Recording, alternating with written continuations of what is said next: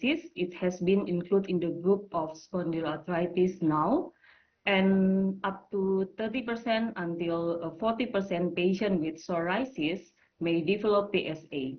PSA may be challenging to diagnose, and psoriasis usually precedes the PSA. So dermatologists are in the critical position for screening the patient in the early disease course. There are two major patterns of arthritis in PSA. The first one is peripheral arthritis, like peripheral arthritis, enthesitis, and also dactylitis. And the second one is axial involvement or axial symptom, affect the spine and also the sacroiliac joint. So actually we have validated screening tool, PET screening questionnaire. The screening tool would be useful to both GP or dermatologists in help identify patient for further evaluation by rheumatologists. This instrument consists of 5 simple questions. If a total score of 3 or more out of 5 is positive, indicate a referral to rheumatologist should be considered to our patient. So actually we have no epidemiology data of PSA in Indonesia, but for psoriasis, here is the data. In 2018, 6 teaching hospitals in Indonesia reported 177 new cases and 4,230 cases of plaque psoriasis in outpatient dermatology clinic. And from global psoriasis data show the psoriasis prevalence in adult in Indonesia is around 0.38% in Indonesia. And here is some problem that we face in our country, that the majority of the patients have significant delay in diagnosis of psoriatic arthritis. Delay could be related to provider or healthcare misattribution of PSA sign and symptom to more common condition, such as gout or osteoarthritis. And we can see also the awareness of PSA compared to RA is poor in our community practice. And we also face the problem limited and delayed access care for patients with PSA because the availability of rheumatologists is limited. And of course, we also face the problem with high drug prices and recent drug shortage in some area in our country. So this is the first case that I will present. 22-year-old man was seen to our clinic because of back pain and polyarthritis. He has psoriasis since 2014 and joint pain since 2017. The patient had been diagnosed with osteoarthritis, lupus, fibromyalgia, and treated with NSAID and some medication. And on 2020, a diagnosis of PSA was made and treated with methotrexate. But the dose of methotrexate wasn't able to increase because he felt nausea. Thus, adalimumab was measured 40 milligrams every other week was started in this patient. But unfortunately, because his arthritis and skin lesion were not resolved, those medications were stopped by himself. And from examination, I documented the presence of 16 tender joint and swollen joint in his shoulder, elbow, hands, hips, knee, and also the feet. And we also found dactylitis and enthesitis. And his PASI score from dermatologist was 25, and DAXA score was 63, means high disease activity. This is the DAXA score, the instrument for measuring the disease activity in PSA. That mentioned in some guidelines, measure CRP level, tender joint count, and swollen joint count, pain, and patient global assessment. And this is how to interpret it. And this is our patient. He had peripheral arthritis and also dactylitis. And this patient was treated with NSAID and secukinumab 300 milligrams day 0 and then 100 milligram subcutaneous week 1, 2, 3, 4, and followed by every 4 weeks until 6 months. And we can see this is the skin condition before and after treatment. We can see the improvement of the skin condition can be seen in week 4 after administration of secukinumab. And 2 months after injection, patients show improvement with DAPSA score. DAPSA score decreased to 10, means low disease activity. And after 6 months, DAPSA score 2, PASI score 3. And following discontinuation of secukinumab, patient did not relapse until 1 year. And what's the learning point from this case? So this case highlights the critical need for early referral and diagnosis in PSA, ideally within 6 months of onset, of symptom onset, to improve the clinical outcome. Also, in the presence of significant psoriasis, interleukin 17, like secukinumab, has superior evidence of efficacy over TNF-alpha inhibitor. And we can see also in this case that following discontinuation of secukinumab, a proportion of patients stay relapse-free, like in this case. So the second case, I have a 51-year-old female patient who present to me complaining of back pain and multiple joint pain. Her first 60 years history of skin psoriasis that she has controlled with over-the-counter product, and past medical history, she has lung tuberculosis and also tuberculosis lymphadenitis, and mild IBD that treated with some oral medication. And because her skin condition worsened, she came to see our dermatologist. At the time, the skin involvement of more than 80% of the body surface area, and the PASI score from dermatologist was 32 at that time. On physical examination, she had tenderness over both PAP and DAP joint, also effusion arthritis in the knee and the ankle, and tender and fusiform, swollen, and soft tissue in the finger and toe are noted. That is a dactylitis, and she also have a right Achilles tendinitis. So this is the laboratory result. Laboratory data revealed high CRP level 48.42. Rheumatoid factor was negative and IgA positive, and hepatitis B and hepatitis C was negative at the time. And MRI showed bilateral sarcoiditis, and DAPSA score at the time was 76. It means high disease activity. And we also checked the fecal calprotectin at them. The result was normal, and there is no sign of active IBD in this patient. So right now we have a psoriatic arthritis patient with axial and peripheral arthritis, and also with severe skin psoriasis. And this patient was treated with NSAID and secukinumab injection, 300 milligram, day 0, and then 300 milligram week 1, 2, 3, 4, followed by every 4 weeks, 550 milligrams.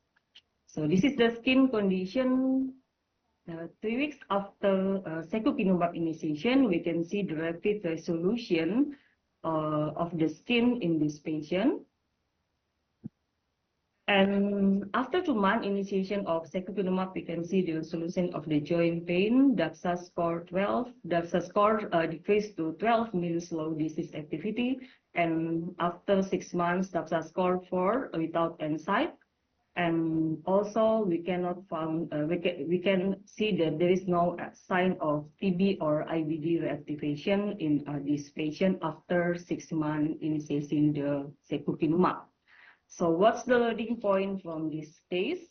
Secukinumab is ideal for psoriasis patients who require a rapid clearance of their skin, and this medication also has proven to be effective in the treatment of multiple manifestations of psoriasis, like skin, nail, axial, and also peripheral arthritis. And secukinumab is not likely to induce TB reactivation and can be used for PSA patient with latent tuberculosis, like in our patient. And we know that in our case, we use secukinumab even though this patient have a history of IBD. because secukinumab is more cost effective than TNF-alpha inhibitor, and also it advantageous for skin resolution, axial and peripheral manifestation of PSA. And we know that from some guidelines, for example, from British Society for Rheumatology guidelines stated that clinical stable IBD is not absolute contraindication to commencement of secukinumab. And before initiating it, we already consult to the dermatology team before offering secukinumab to this patient, and we still regularly monitoring symptom for IBD, symptom compatible with IBD in this patient, but there is no sign of an active IBD in this patient after 6 months using secukinumab. Thank you for your kind attention. Hi, thanks, Dr. Sandra. I'm actually Dr. Lata here, and I'll be presenting my side on about the real-world evidence of secukinumab in my patients. Hold on, let me just share my slide. Okay, all right. So, since I'm from Malaysia, so here the evidence is definitely from my patients whom I treat in Malaysia, and I would like to share my patients whom I've started on secukinumab, and I can say so many, almost all of my patients really benefited from early biologic treatment.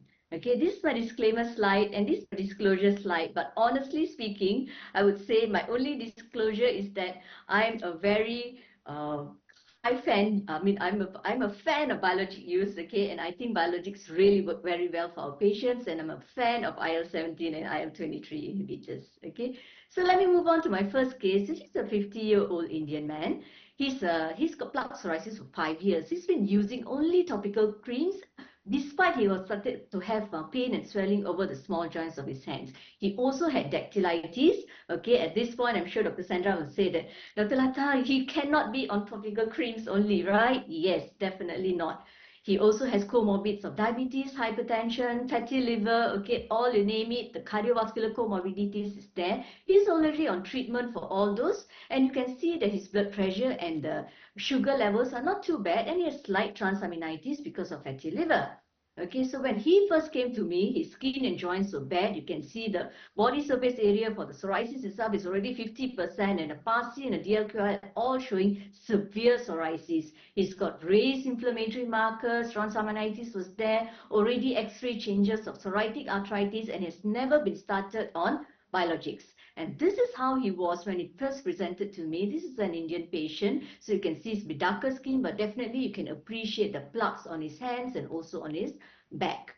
So, being from Malaysia, let me share the real-world data for psoriatic arthritis in Malaysia. But before that, let me tell you there was a prevalence study about psoriasis in Johor Bahru, where I'm actually staying and practicing right now. And the prevalence study for 10 years showed that the prevalence of psoriasis actually in our population is about 0.35%, and it's actually more common among male patients and also among our Indian ethnicity.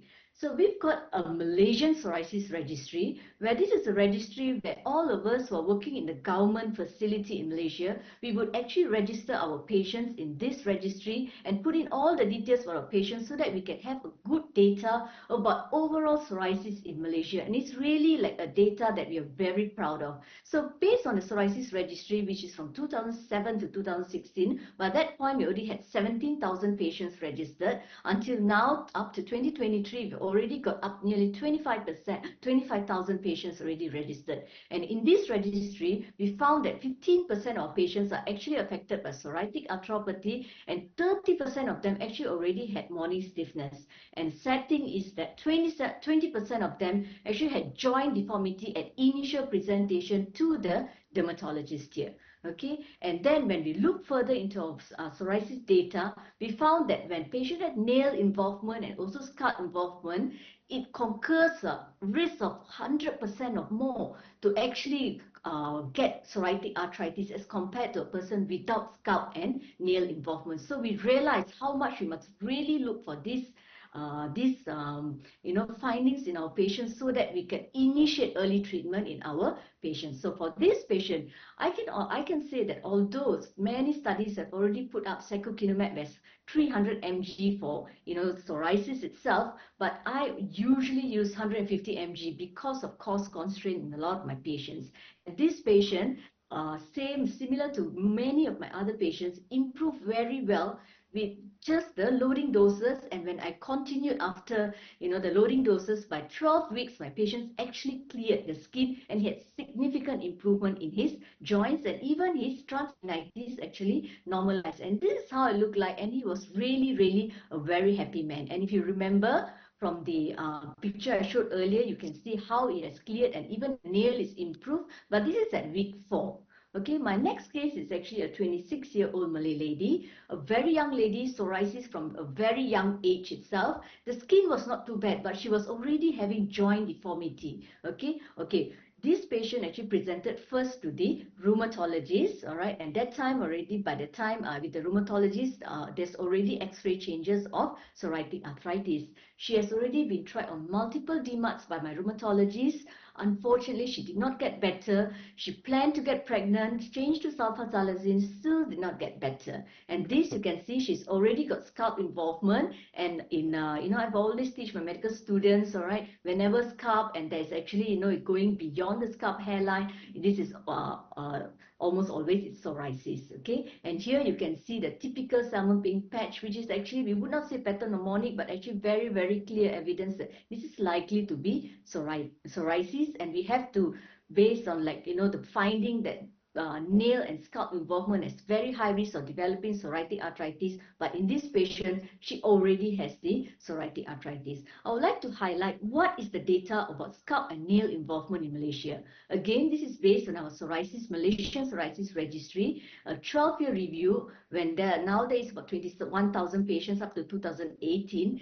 81% actually had scalp involvement, and more than half actually had nail involvement, the patients who are in our psoriasis registry. For this patient, I also started her on secukinumab 150 mg, and her scalp actually cleared within 3 months, and she was really very happy because she used to suffer so much with all the scaling over her floor, and also embarrassment face when she goes out with her friends. And you can see here, even her nails actually almost normalized within 6 months of starting secukinumab, and she was really very happy with this therapy. So what is the evidence for the use of biologics in Malaysia? I can say that I'm quite the same as many of the other countries here in our Southeast Asia, where to get biologics is not easy at all. Okay, we've got to fulfill a lot of criteria. You've got to be moderate to severe psoriasis, and you must have either failed or contraindicated or have adverse events towards the conventional systemic treatment. Then we go on to biologics. Okay,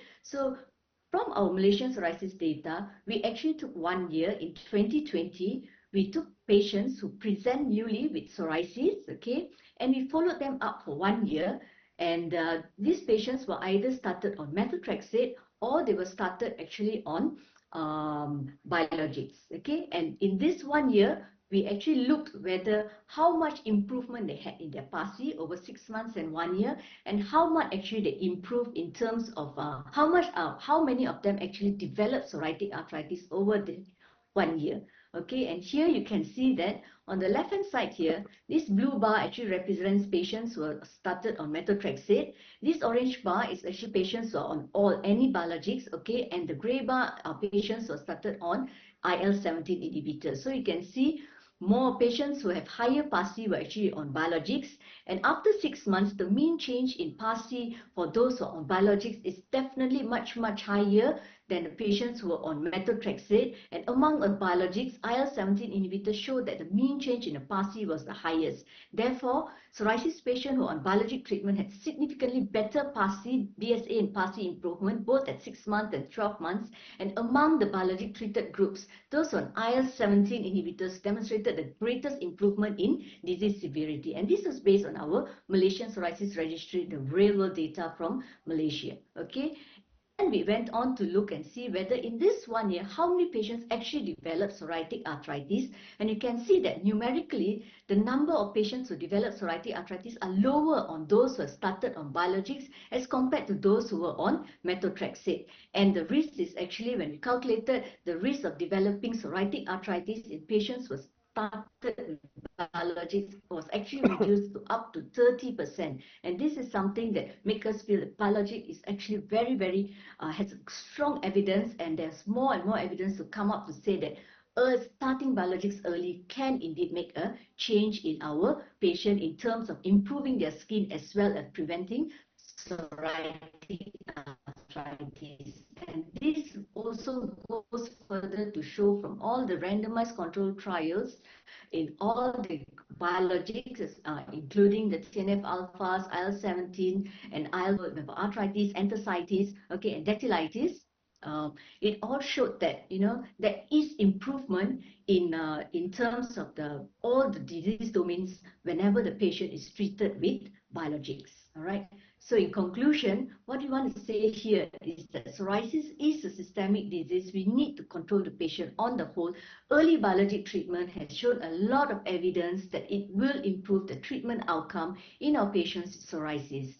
And among the biologics, IL-17A have shown has demonstrated good efficacy on psoriatic arthritis by actually targeting and blocking the associated systemic inflammation. So when we want to treat our patients, we choose the right treatment right from the start to make a big difference in our patients' lives.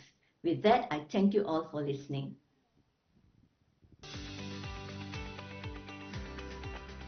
Thank you, Dr. Sandra Cynthia Lango and Dr. Latha Selvaraja.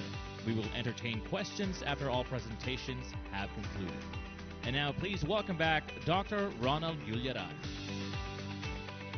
Thank you, doctors, for your excellent lectures.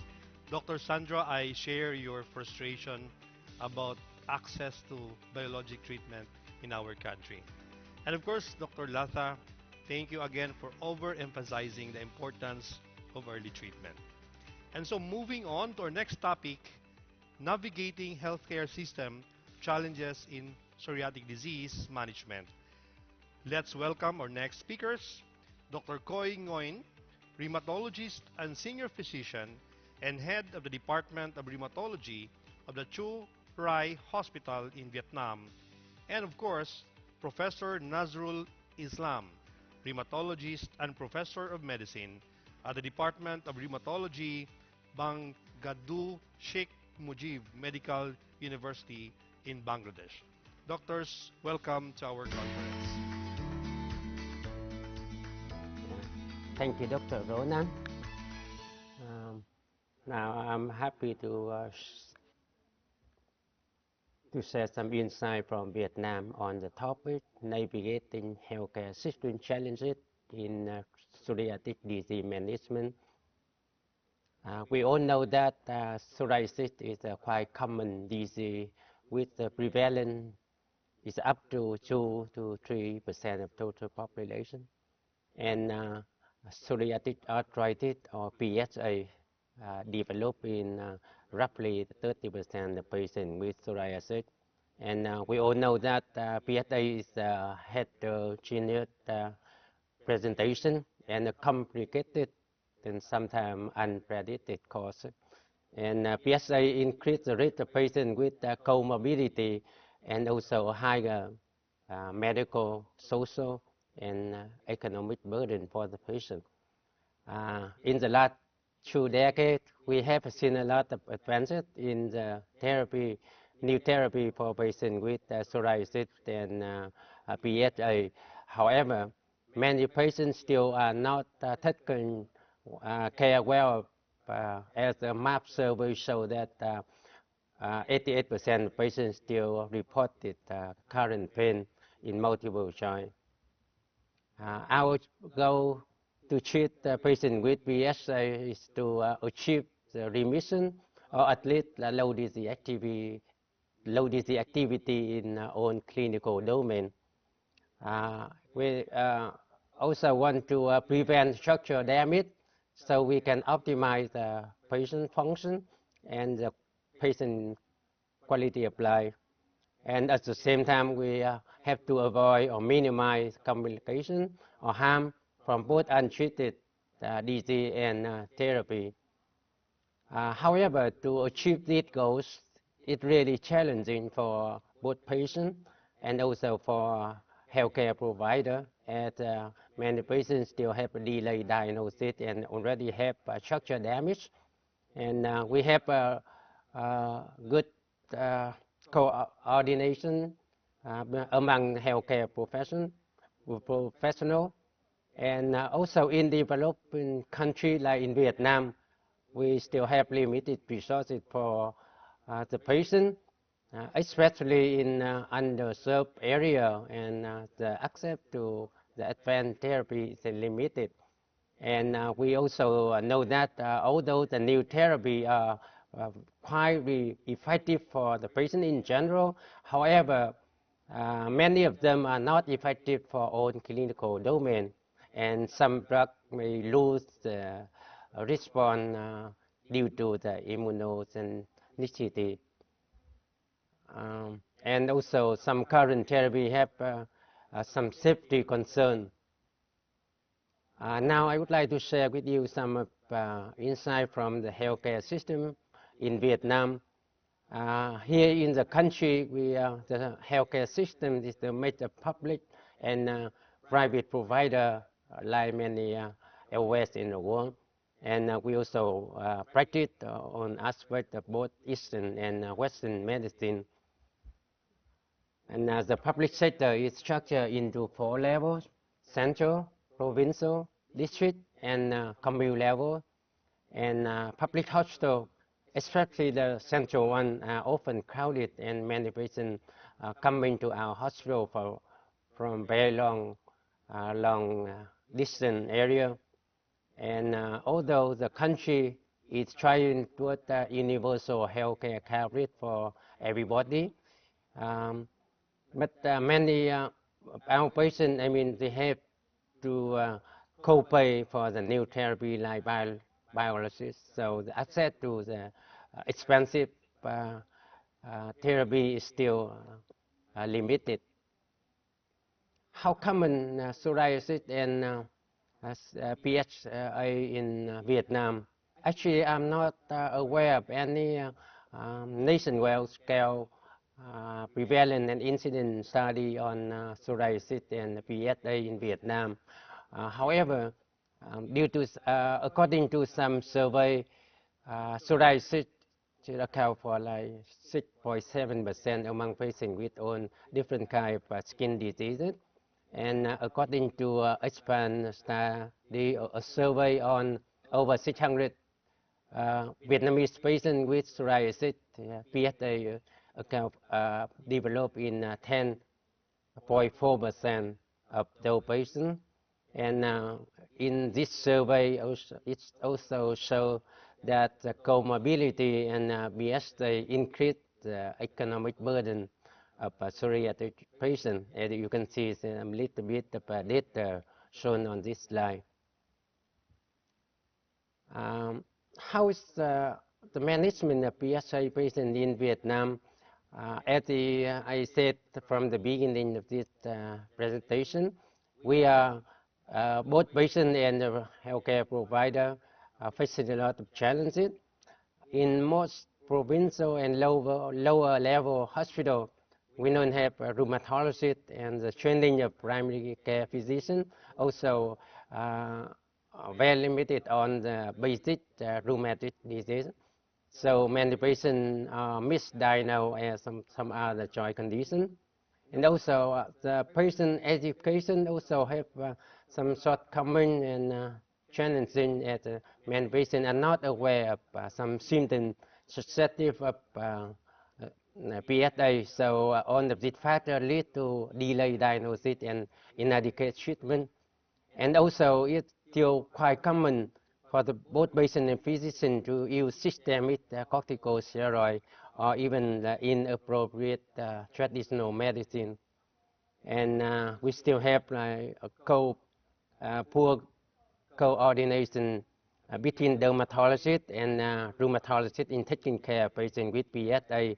Also on data from the loop study show on this slide that a discrepancy in taking care of patients with PSA. It depends on the patient who come to the dermatologist or rheumatologist first. We can see that it takes for the patient a longer time to be diagnosed with the PSA. And with regard to the treatment, we also see some discrepancy in treatment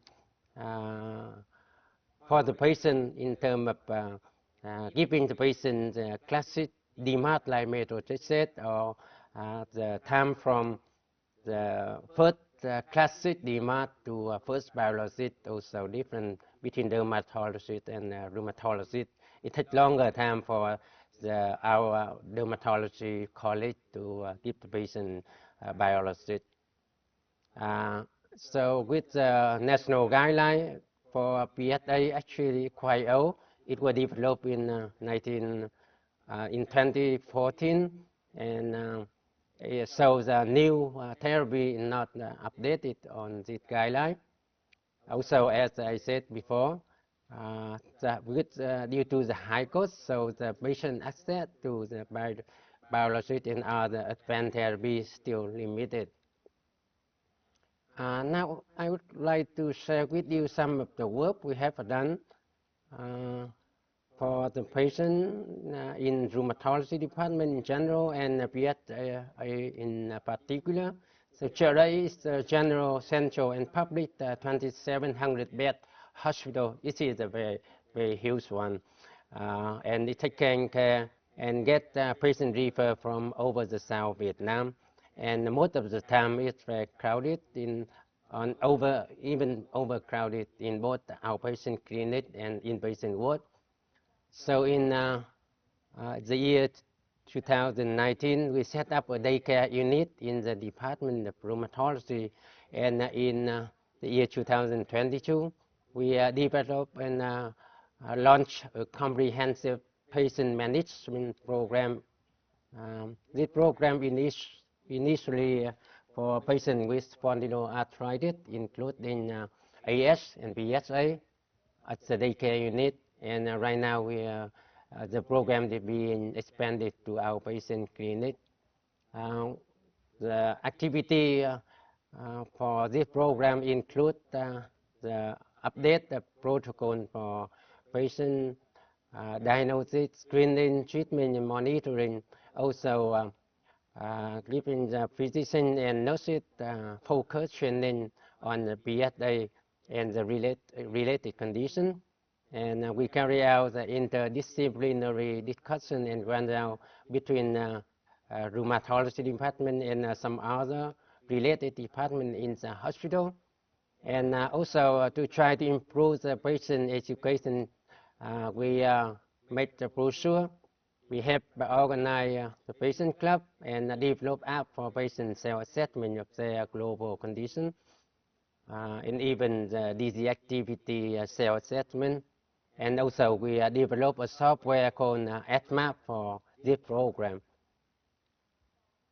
Here it's just some picture illustration of the work we have done in this program. You can see here the diagnosis flowchart, a treatment flowchart for the patient with PSA and ankylosing spondylitis.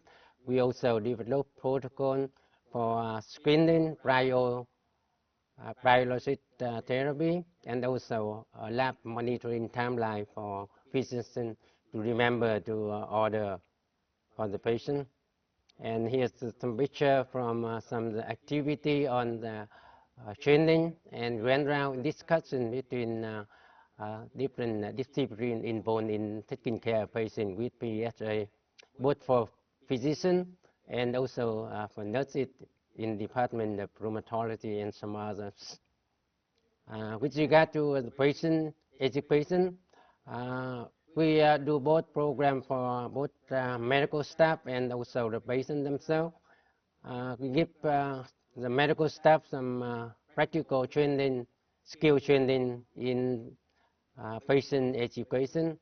And for the patient, we make some brochure, and we even make an app with some input. The patient can do some disease activity and put some other feedback on the app, so they can integrate it into the AdMap software. And here's the picture patient club where they can gather together, maybe with attendant of a physician, and they can discuss and share in the experience with the disease and the advance in treatment and monitoring.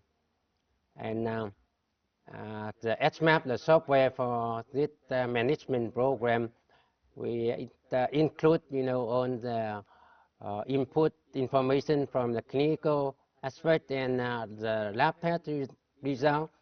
On the software, we can see instant DT activity over time, from time to time. So we see if the patient getting better or they got a flare, etc. And from this program and the AdMap software, we can see at the time the number of patients being recruited and being cared. Here, the number of patients mostly at the daycare unit and patient rheumatoid arthritis, ankylosing spondylitis, and psoriatic arthritis. And we can see the state of lab test order and protocol compliance, also treatment outcome or the proportion of patients who achieve the target. And here I would like to share a little bit about the outcome of the program. Actually, it's very interesting to see that, patients who are recruited into the daycare unit, 92% keep regularly followed up, and among patients with PSA who are tightly controlled and regularly monitored in our daycare unit, you can see that the proportion of patients who taking different kind of biologics for PSA patient currently they are taking just either two group, either TNF-alpha inhibitor or IL-17 inhibitor, and currently 68% of them taking secukinumab. And it's very promising that the initial assessment of the patient outcome, we see the good impact of the program on the patient outcome. Here you can see that 92% of patients, according to DAPSA score, who get the target achieved, and a portion of them get a sustained remission. It means that they stable for over 6 months. So in summary, PSA patients still face delayed diagnosis, suboptimal care, and limited access to advanced therapy, and consequently high disease burden, especially in developing countries like in Vietnam. So a comprehensive patient management program which emphasizes on patient education, SCP training, and coordination between disciplines, and electronic assisted patient program show a positive impact on the patient outcome. However, we know that we need to do a lot more to improve the reference system and collaboration among HV and patient access to therapy and compliance. Thank you.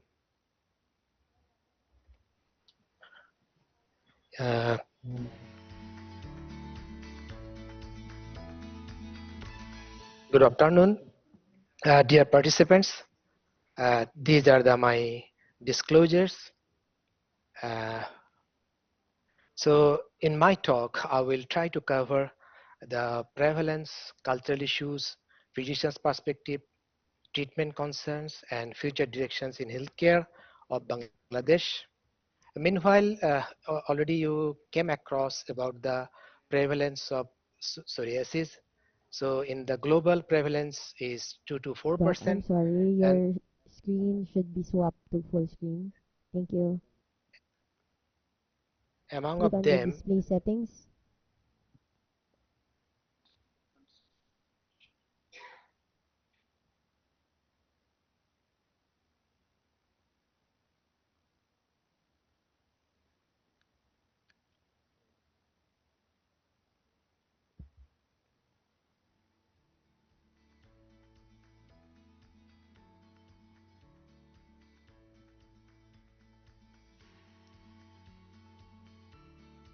Sorry for the interruption.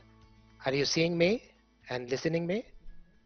Yes, I can see you and I can hear you, but your PowerPoint presentation should swap to the full screen, the one that we did earlier.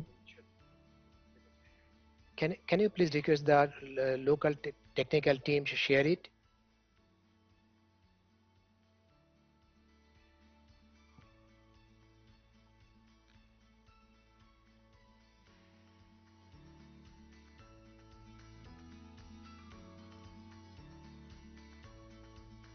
Hold on, Doc. We will share your screen.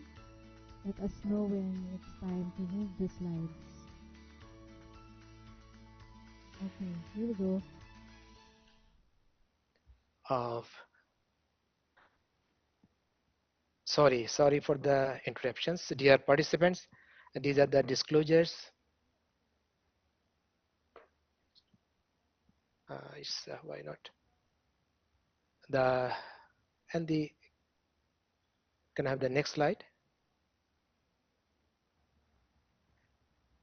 So I'm expecting to cover the prevalence, cultural issues, physician's perspective, treatment concerns, and the future directions in Bangladesh.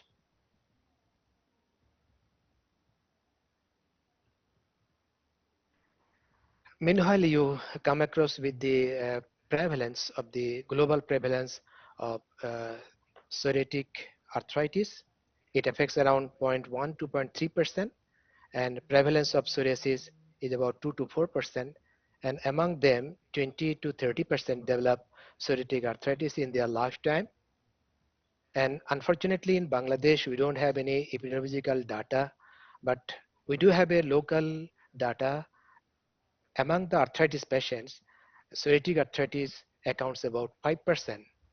And the if we consider the economic status and the stresses, uh, we don't have the actual data, and 18.7% population lived below the national poverty line, and it's a concern about the stress. We can consider the stress is a common among the lower economic individuals, and this can contribute to the onset of the worsening psoriatic arthritis.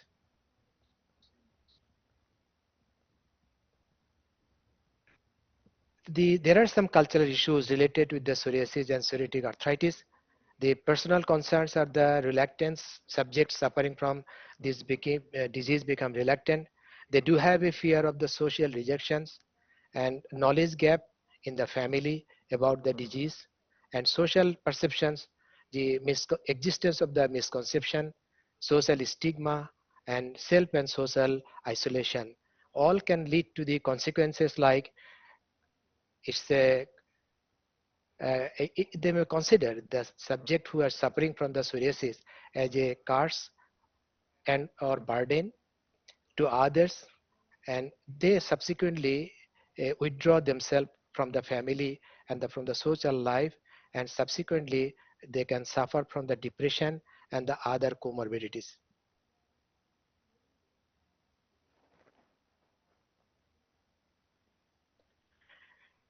In my country, we are dealing with the about 170 million people, and based on that, we have the physicians are not enough to cover all of these subjects. And unfortunately, again, in the graduate program, the incorporation of the psoriasis and psoriatic arthritis is there, but not enough about the arthritis, and still we are missing some research activities and don't have the GP training and the specialist training program. And unfortunately, again, there's a lack of bridge between the dermatologists and the other specialists and physicians as well. And where we need to have a national propaganda to aware of people, we are missing that. Still, we have the problem of the referral systems, and are in a poor country there, it's very difficult to manage the treatment adherence. Economic barriers to the treatment are hard to remove the stigma, and still we have the inadequate specialists both in rheumatology and also in the dermatology, and a limited access to the advanced diagnostic facilities.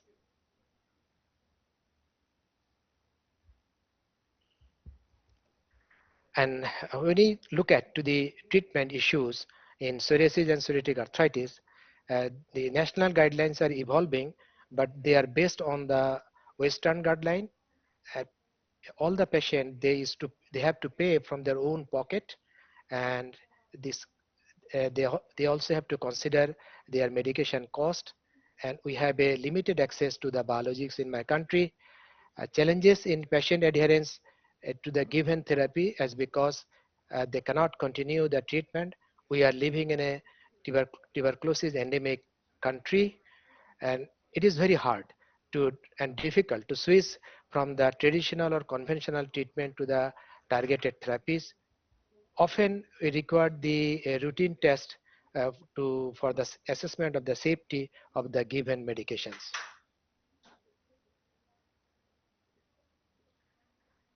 The treatment challenges in our country, in a physician's perspective, our junior doctors they often fail to diagnose the case for the lack of their training.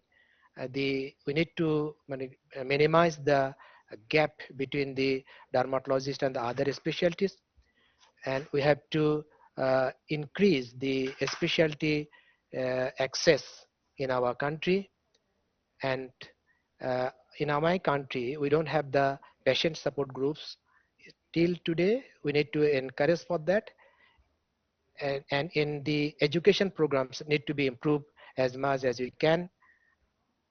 And the for the lack of awareness, most of the time the patient fail to attend the physician for their monitoring and the follow-up, and we don't have the health insurance coverage, and that creates the problem with the affordability for to continue the treatment, and still do have the problem of access to the biologic drugs.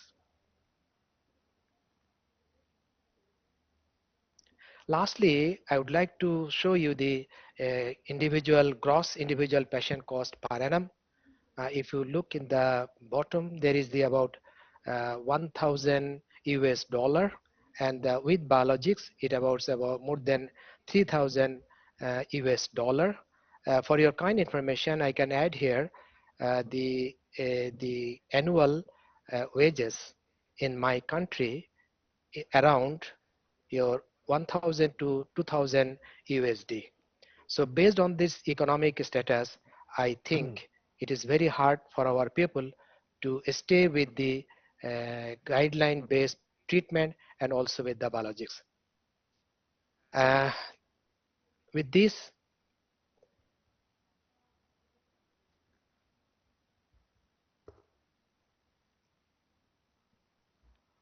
it creates a consequence of the referral system. As we don't have, it makes the delay in the diagnosis of the disease, delay in the appropriate treatment initiation, inadequate or the late evaluation of the condition, and a rise of the management cost as well, increase the risk of your uh, uh,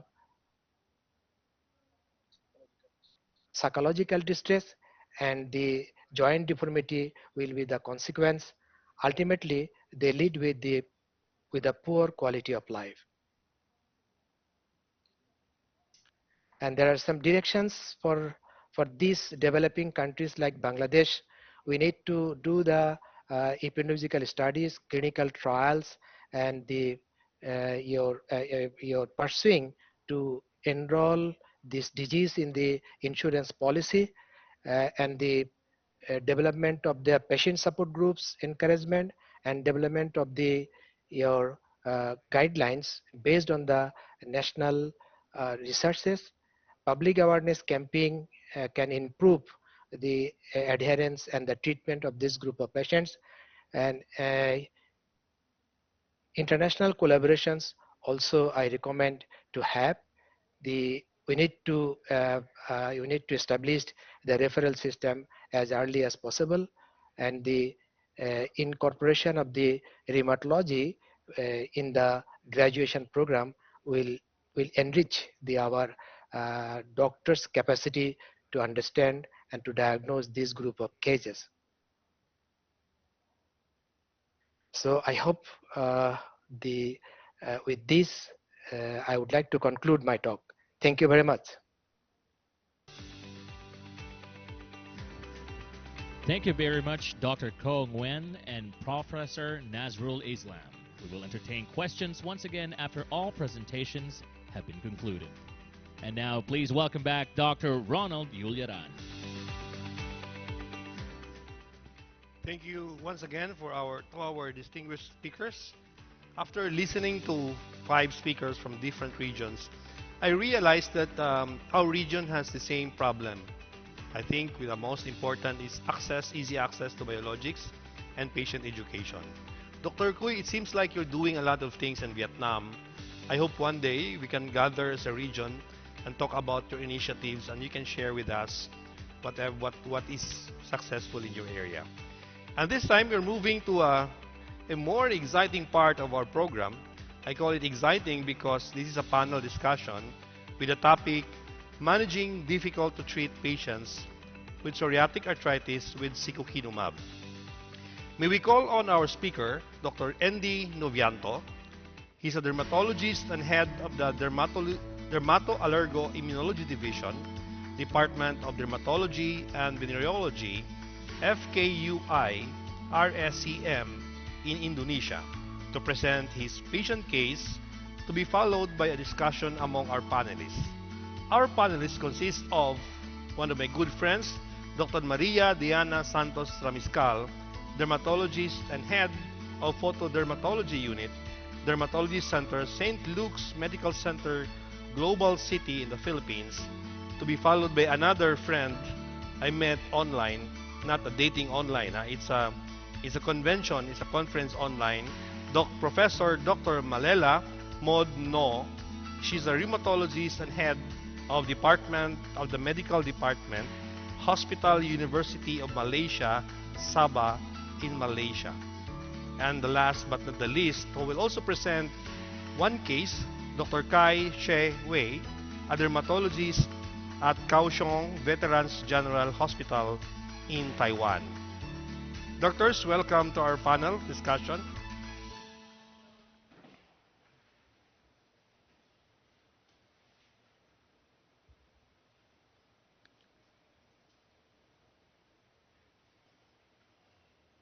Thank you very much, Dr. Ronald, for your kind introduction. Hello, all doctors in Southeast Asia. Today, I will present a case for discussion today about psoriasis arthritis and psoriasis vulgaris with secukinumab. This is my disclosure. Its objective is we can discuss intermediate level case management. So this is not very easy case, but not too difficult to discuss. I hope everybody can follow the case. Patient, 40 years old male, have a history of psoriasis since 2014, came to Cipta Mangunkusumo Hospital for the first time in June 2022. His referral from the secondary healthcare facilities. The patient came with the complaint of redness all over his body. The treatment history, the patient gets cyclosporin 2 times 50 milligram, discontinued after 2 weeks due to the dry lips, nausea and vomiting. The patient also have a maximal dose of NBUVB for 3 years and topical therapy, but there is no significant improvement and no treatment since the COVID pandemic. The history of past illness, the patient did not have hypertension or diabetes mellitus, and no family history of psoriasis. This is the physical examination at June 2022. We see the patient here, red scaly patches all over his body, and also we see the nail pitting and onycholysis. The body weight is 83 kilograms, the height is 160, the BMI of patient is 32.4, sorry. The BSA 27% and the PASI score is 19.2. We diagnosed the patient with severe psoriasis vulgaris with a planned diagnostic to do the routine hematology test, liver function test, creatinine and lipid profile, HbA1c, fasting blood glucose, vitamin D level if available, and chest X-ray, and also screening for psoriasis arthritis. The treatment plan was given vitamin D3, 5,000 units per day, liquor carbonaceous detergent 3% in oleum cocos at night for scalp, dexamethasone in Vaseline album ointment 2 times a day on red patches all over the body, the fluocinolone acetonate 0.025% 2 times a day for red patches on the face. And methotrexate will start at 7.5 milligram per week and gradually increase if not contraindicated. We plan to give secukinumab injection if MTX failed or contraindicated. We also give the patient folic acid. This is the course of the treatment in this patient.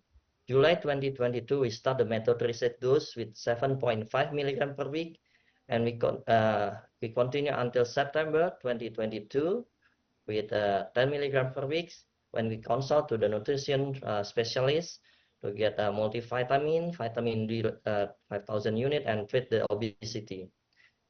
In April 2023, we do the fibro scan. We found it that the patient have moderate fibrosis for the liver. And we do the ultrasonography, we found fatty liver. And on May 2023, we do the screening for the psoriasis arthritis. We found 4/5. And we consult with rheumatologist. They diagnosed the patient with psoriasis arthritis with Caspar 3. On June 2023, the methotrexate increased to 12.5 milligram per week.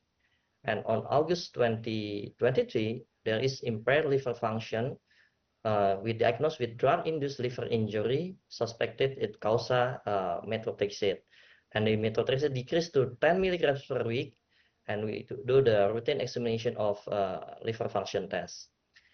In September 2023, from the internal medicine, they recommend to decrease the dose of MTX maximal 7.5 milligram per week.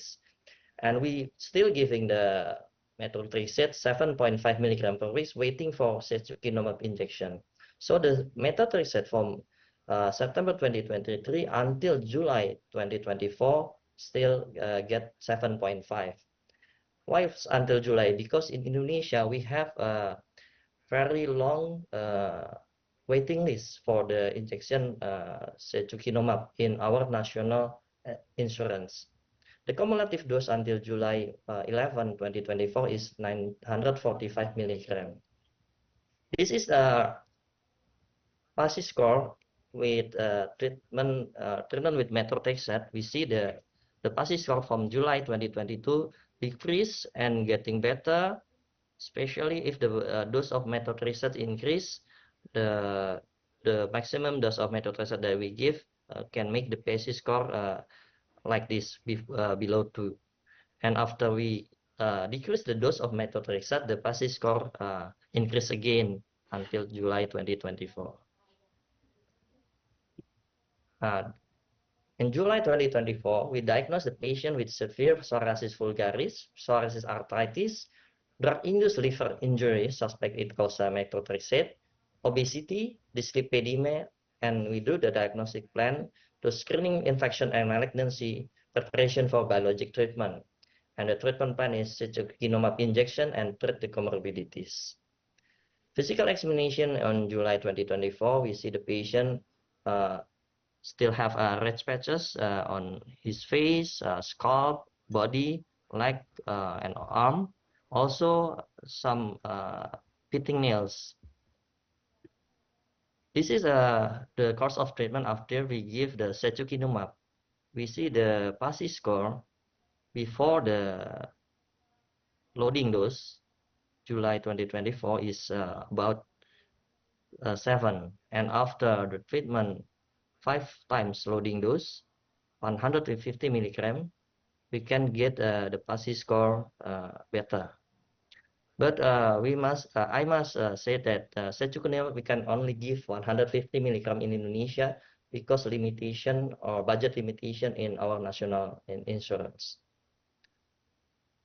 This is the condition of patient. We see the lesion on August, and after the 5 times loading dose, we see the lesion almost clear, and also the nails getting better. The problem is our national insurance have a budget limitation. We only can give 150 milligram per injection, and maximal per cycle is 8 times at injection, and we still have 3 more injection for this patient. But after that, we must make a decision. I need a suggestion and comment from all the panelists what I can do in this patient if the biologic can be given. Maybe that's all. Thank you for your attention.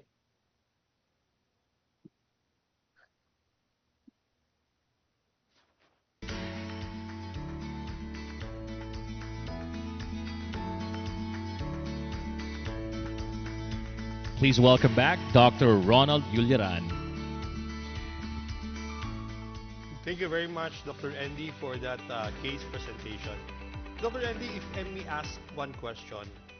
This is a patient who has complications or side effects with methotrexate usage, right? Yes, Doctor.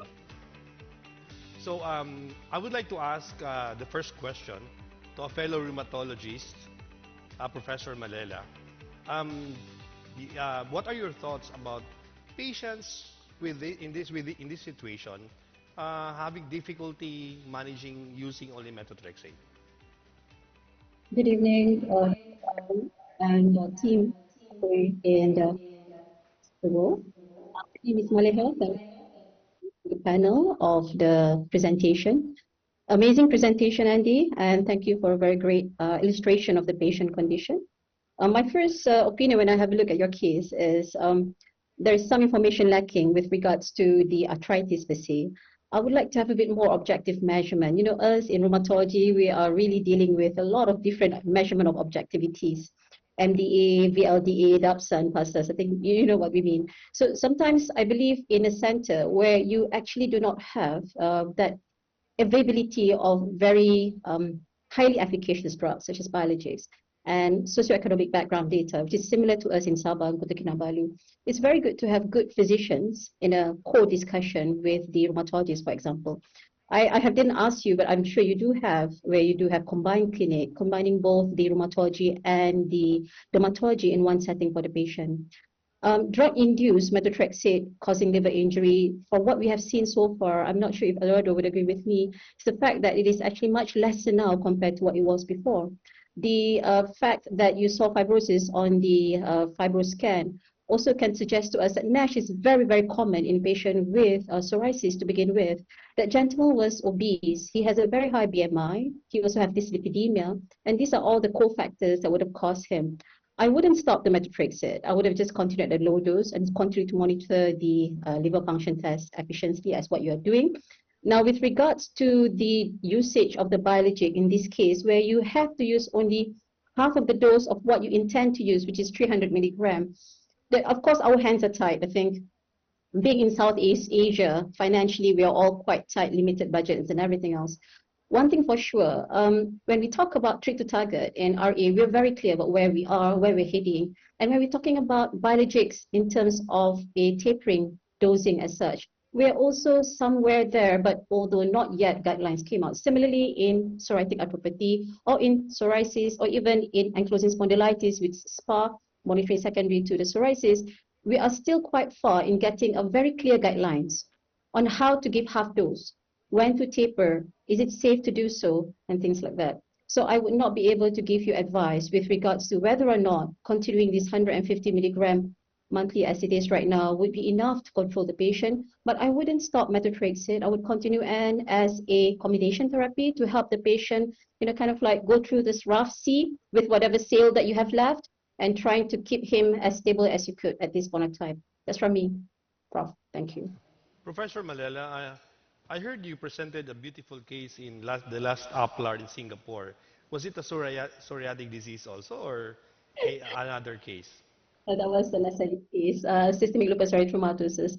But I did have a similarly to your case, although I think when we go for the second case, which is a bit more interesting to me, in a person who actually has failed multiple biologics. And I think that is a very important thing to talk about because the patient has become quite resistant. And that's what I had a similar case with our colleague here. And I presented a case about almost 5 years ago. I think secukinumab at this point of time has been in the market for almost 9 years. I think in Malaysia, we have used it quite regularly for the past 6 years, and I'm sure you have used it quite well as well. And we know that for the skin, the efficacy is very remarkable, but objective measurement of the PSA as well as for the SPA manifestation is very important in decision making with regards to the dosage, frequency, and the duration of the treatment. Prof, thank you.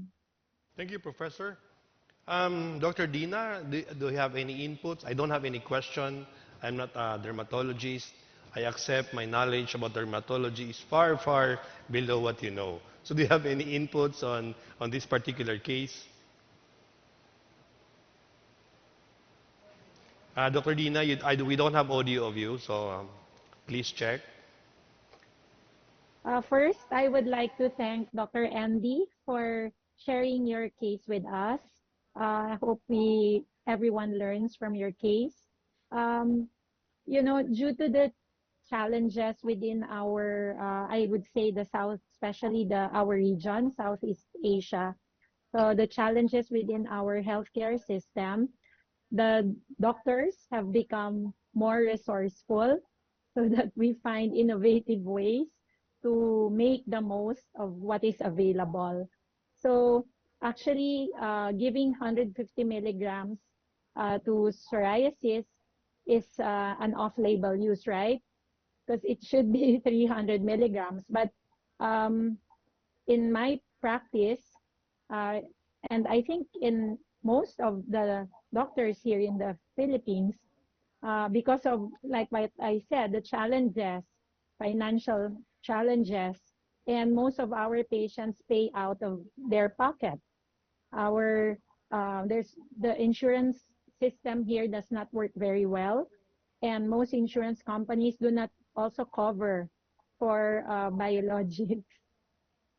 So with 150 milligrams, we've been using this ever since secukinumab became available to the Philippines. We've been using it off-label, 150 milligrams. We know it's off-label, but what can we do? Like I said, we make the most out of what's available. So surprisingly, probably because of our maybe lower body mass index of the Asians compared to Caucasians, a lot of patients really respond very well, even with half the dose. So going back to your patient, I agree with Dr. Malela. If I am to manage this patient, I'd probably recommend and advise the patient some lifestyle modification, maybe lose weight, put him on a good diet, and then address the comorbidities. Yeah, I noticed that patients who do not respond very well to biologics are the ones who have a high BMI, obese patients, and patients who have a lot of comorbidities. So probably if you will be able to control the comorbidities of your patient, bring down his BMI, he might respond better to methotrexate. As for the skin, I would combine the methotrexate. I'd probably optimize the use of topicals together with phototherapy. Thank you very much, Dr. Dina. I am excited to listen to the next panelist, Dr. Kai Che Wei, because Taiwan has always been the model of excellent healthcare in our region. So, Dr. Kai, do you have your inputs, and hopefully you can give us positive, news about what's happening in your country. Okay, thank you.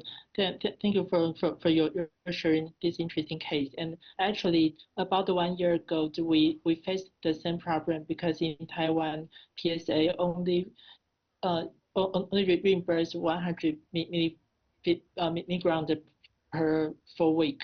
But nowadays, the government allowed us to adjust those to 300 milligrams. So I will share one similar case for you too. And I think the size does matter. So including the drug dosage and the patient's size. So I think a weight reduction is very important for him. And I'm not sure about the methotrexate because I'm not sure because the combination used with the TNF alpha inhibitor has been proven to be effective to treat such kind of situation. But I'm not sure whether IL-17I is the same as TNF alpha inhibitor. So in the past, I used to recommend my patient to pay the out of their pocket to buy another one syringe to fulfill 300 milligrams. Yeah, okay, that's my opinion. Sorry. Thank you, Dr. Kai. I'm going back to Dr. Andy. Dr. Andy, I don't know if you agree with me or some of the panelists will disagree.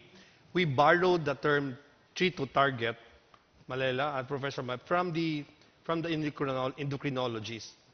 And now the endocrinologist now has a new term, and they call it the treat to failure. So my question to Dr. Andy is that, how long do you plan to put this patient on secukinumab? Okay, thank you, Dr. Ronald.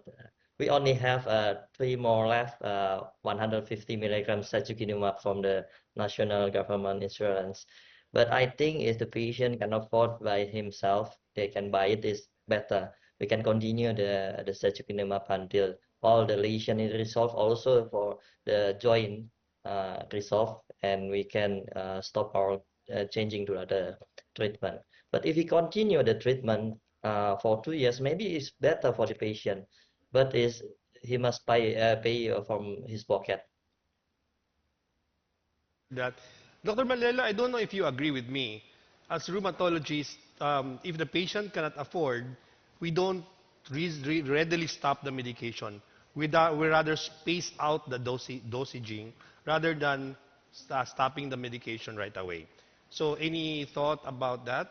Is it it's a good strategy to just, for example, if you give it monthly, if the patient cannot afford, at least you can give it every 2 months rather than not having a biological treatment at all. So anybody from the panelists can comment on that, because I'm sure in our region a lot of doctors are doing that because of cost. So Yeah. Malela, your first input. Thank you, Dr. Ronald. I also work in some amount private practice, and I do see these issues with regards to financial when it comes to the insurance company and how much they can afford. So I think we will have much more understanding if we were in a real situation where we see patients are improving in front of our eyes. I think personalized treatment and management, especially with biologic agents, is very expensive. It's very, very important.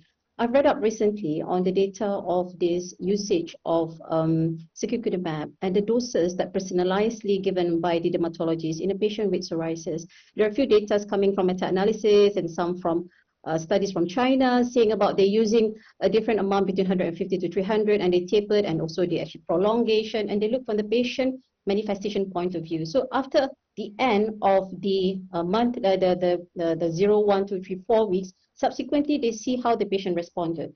If the patient responded in a very good remission pathway situation, they would prolong the treatment. And for patients who actually did not yet develop that remission, they will kind of like do it as regularly as possible. And in fact, some of them actually shorten the duration is of monthly to 2 weekly. And I think you all are aware about this, most of the dermatologists. So many has been using this technique, and I think I've seen it in paper being presented as well. I'm not pretty sure about evidence-based at this point of time. What we know is personalized based on the patient and the physician point of view is very important. You as a treatment, the person who treat the patient has to treat the patient as a whole, and you are the physician. So you'll be able to discuss with the patient the best that you could and personalize accordingly to the limit and the budget that the patient has in front of you for his or her care, as long as they are under your care. That is all I can say, Dr. Okay, dear panelists, we will continue on the topic later on, but let's allow Dr. Kai Che Wei to present another case. So we can go back to the topic later on and discuss more about that. Dr. Kai, please present your case. Okay na bumalik.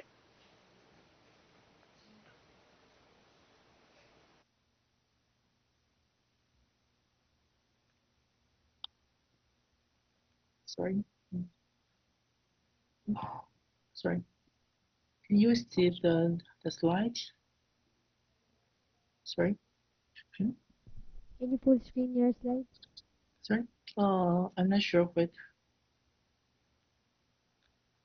Or again. Sorry.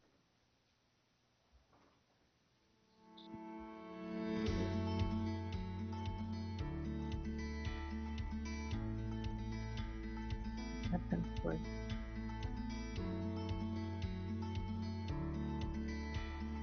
Can you see the slides? All good. And sir, can you see the slides? Oh, sorry. Sorry for the delay. Here I will share a challenging case, a Mandarin patient with psoriatic arthritis and skin psoriasis using secukinumab. And sorry, is my disclosure?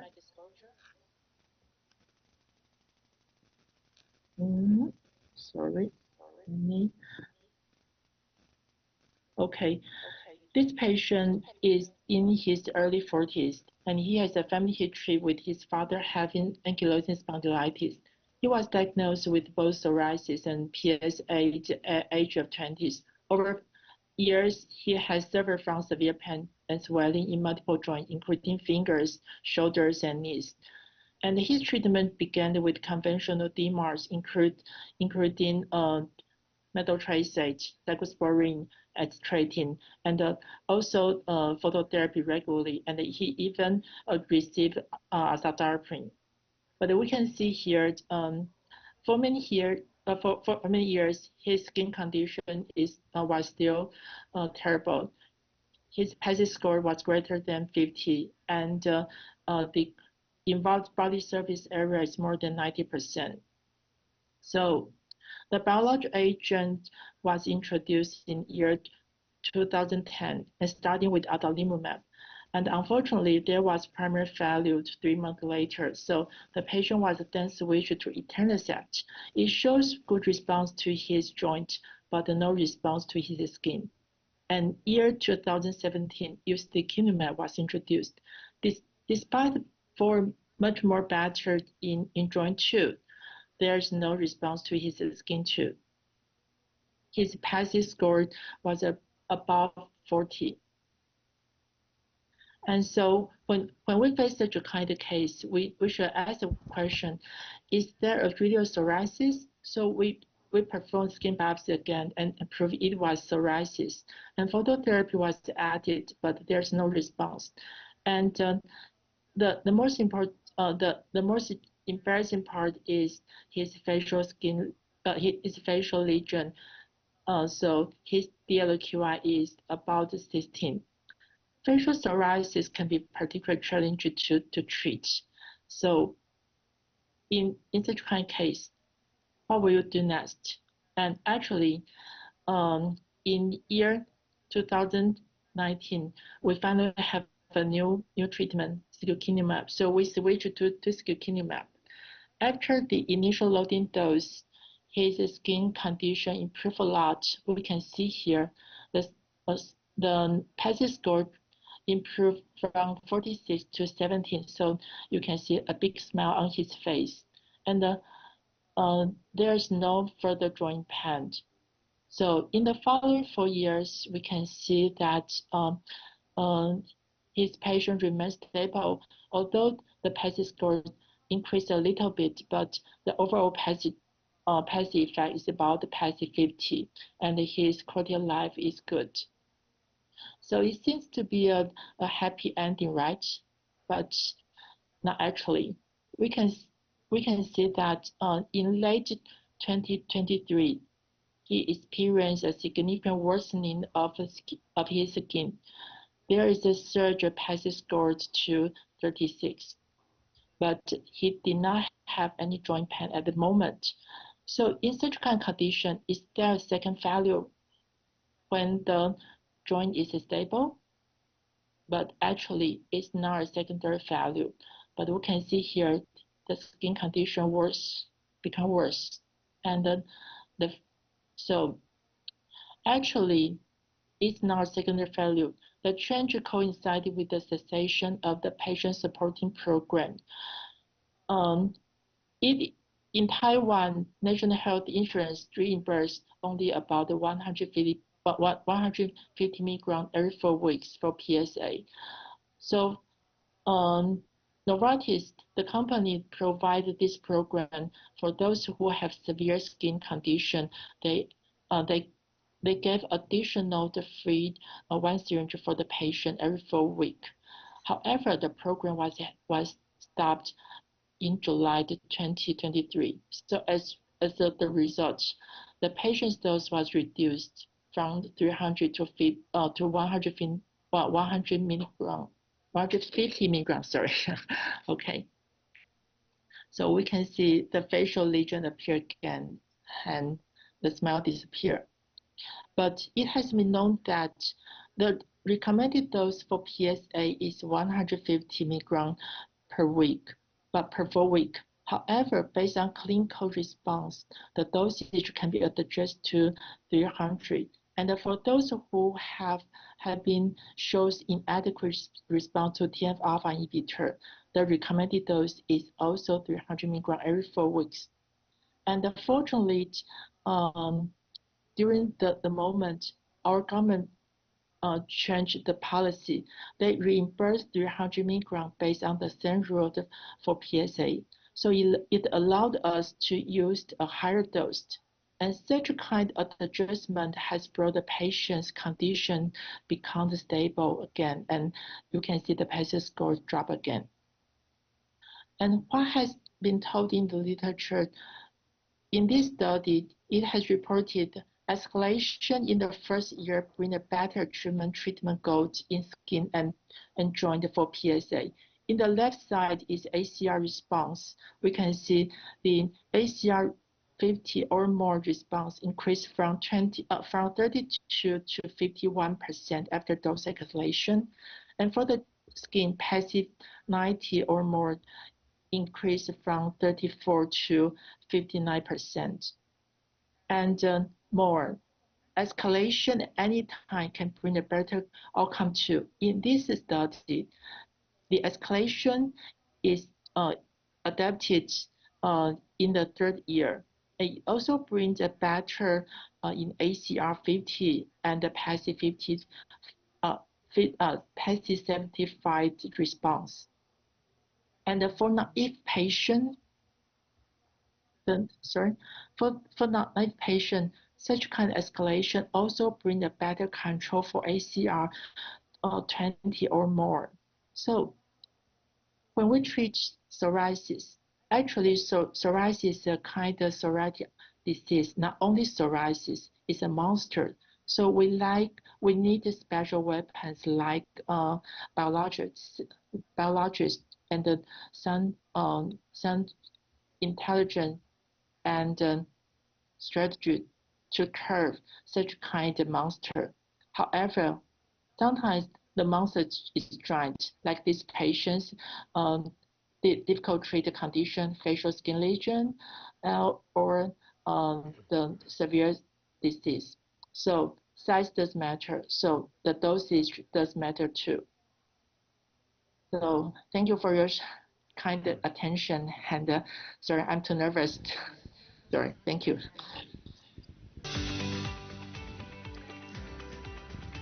Thank you so much. Let's now welcome back Dr. Ronald Yuliaran. Thank you again, Dr. Andy Novianto, Dr. Marie Diana Santos Ramiscal, Professor Malela, and Dr. Kai Che Wei. I just would like to ask the technical team if we have more time for the panel discussion, or we don't have time anymore.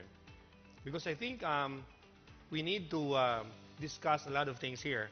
Like, for example, Dr. Wei introduced another term that I learned today, that we're dealing with a monster.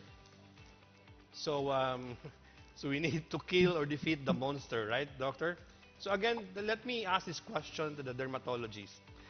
As rheumatologists, we observe patients who already have cleared other parts of the body in terms of the skin, but we find it difficult. We see them with difficulty clearing the skin lesions in the lower extremities, especially in the legs. So can we ask the dermatologist, Dina, can you share with us your experience, or what could be the reason why the skin lesions in the lower extremities to the legs are the last to go away, or if it will go away at all? Okay, um, nice question and nice observation. Um, in dermatology, there are hard to treat areas. So the scalp, the nails, the palms, the soles, the genitalia. But I would always tell my residents that let's add the lower legs, the legs, because it's really, the rest of the body can clear up. And it's always the shin, the lesions on the shin that usually really persist. So it's probably multifactorial. I noticed patients who have persistent stubborn lesions on the legs are those who are also obese. Those who have very high BMI, patients who have varicosities, those who have vascular insufficiency. So usually I also request for vascular Doppler ultrasound of the lower extremities. Yeah. And then patients also, I also test the patient sometimes for, I do patch test because I want to rule out the possibility that the patient might also be having some form of contact dermatitis. And there might be, some things that he probably use every day that comes in contact with that area that's causing the persistent inflammation in that area. Yeah. And another one is trauma to the skin. Psoriasis exhibits Kebner phenomenon. And usually patients may be unaware. They might be unconsciously scratching, scratching or rubbing the legs while they are asleep. So these are the things that I consider when I see a patient who has persistent stubborn plaques on the legs. So for these patients, if they are already on biologics and they have these persistent lesions, I usually add topical therapies, topical steroids, topical calcineurin inhibitors, and sometimes I also put them on phototherapy. Okay, any other inputs from our dermatologists? And before the dermatologists will give their inputs, as rheumatologist, Dr. Marella, you give the last input. Um, for me, if I see patients with stubborn lesions in the lower extremities, my go-to thing that I do is increase the dose, because as rheumatologists, we usually use only the 150 for our joints. So I usually increase to 300. If it will not respond at all, I will probably call my friendly dermatologist. So next, any input from our two dermatologists? I think another hot topic is about the tissue residing memory T cells. So we personally, I noticed IL-17I bring better control for such kind of refractory sites, including scalp and leg. Maybe they can eradicate such kind of TRM, but I'm not sure how about other speakers have similar experiences. Any input? Dr. Ronald? Yeah. The question is, what do you do in areas where the skin lesion is resistant to treatment, especially the lower extremities? Uh, in my opinion, we can add, just like Dr. Dina said, that we can add a topical treatment. The most potent steroid topical, it can help, or calcineurin inhibitor, and also we can get with calcipotriol. But I agree with Dr. Kai. It could be resistant because a T resident memory is abundant in that area. And also, Kopner phenomenon is happening all the time because the patient maybe get trauma, he exercise or do something, just like that, Dr. Ronald. Okay, Malela, as So a we don't, rheumatologist, um, yeah. Go I, ahead, Dina, yeah. can I say something? Yeah, I Dina, don't yeah, go. yeah, definitely, we know there is this sort of molecular scar, but I don't also understand why these resident memory T cells really are concentrated on the lower leg and also on the scalp. So that I do not understand. Probably future research. Why? Why in those areas? Probably, yeah, because of trauma. Maybe unconsciously the patient is rubbing his legs at night. We do not know. Young dermatologists in attendance today, maybe that's a good topic for future research. Malela, do you have your last input as a rheumatologist? Not specifically to your lower limbs. I believe Ronald had the best decision on the biologic use. Though I would say comprehensively from the presentation was a very well presented case. A very failure patient with a resistant treatment to biologics. And you have TNF there, you have etanercept there, and then eventually the patient definitely now needing secukinumab. Few things though, as you realizes, we did not intend the tapering. The patient unfortunately has to taper from 300 to 150. But we do know a few things that we can understand why did the patient flare. And a very high disease activity score to begin prior to the biologics. He is a male, whether he smokes, his skin manifestation, which is very massive. And if you find there is previous history of very severe joint involvement, even spa involvement, those are patients that might definitely flare with a reduction of the treatment, either by the patient or unintentionally as such. But then again, I think that's why I always use MTX as one of my rescue.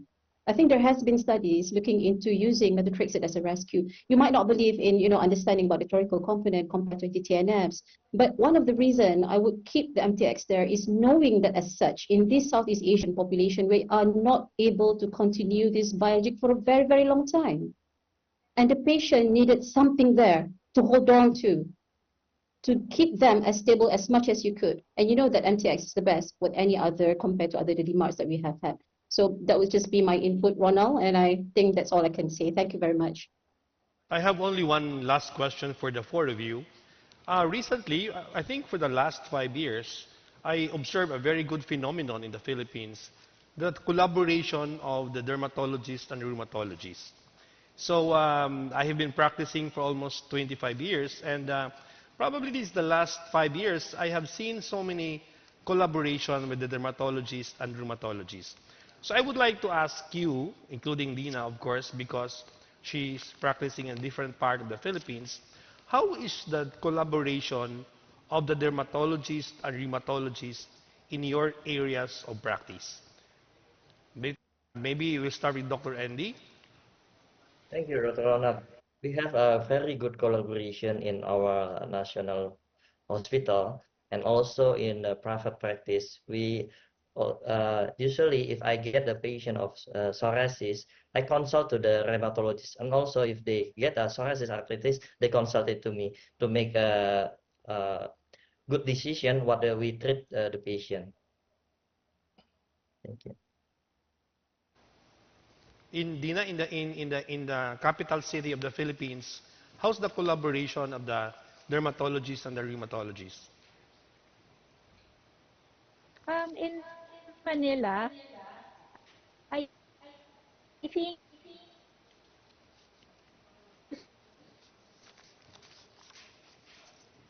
certain centers, there are private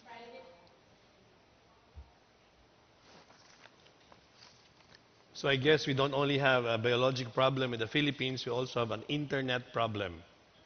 So Dina, I'll come back to you. So Dr. Wei, because I'm sure you have a very strong signal, Dina will go back to you. How about in Okay. Taiwan?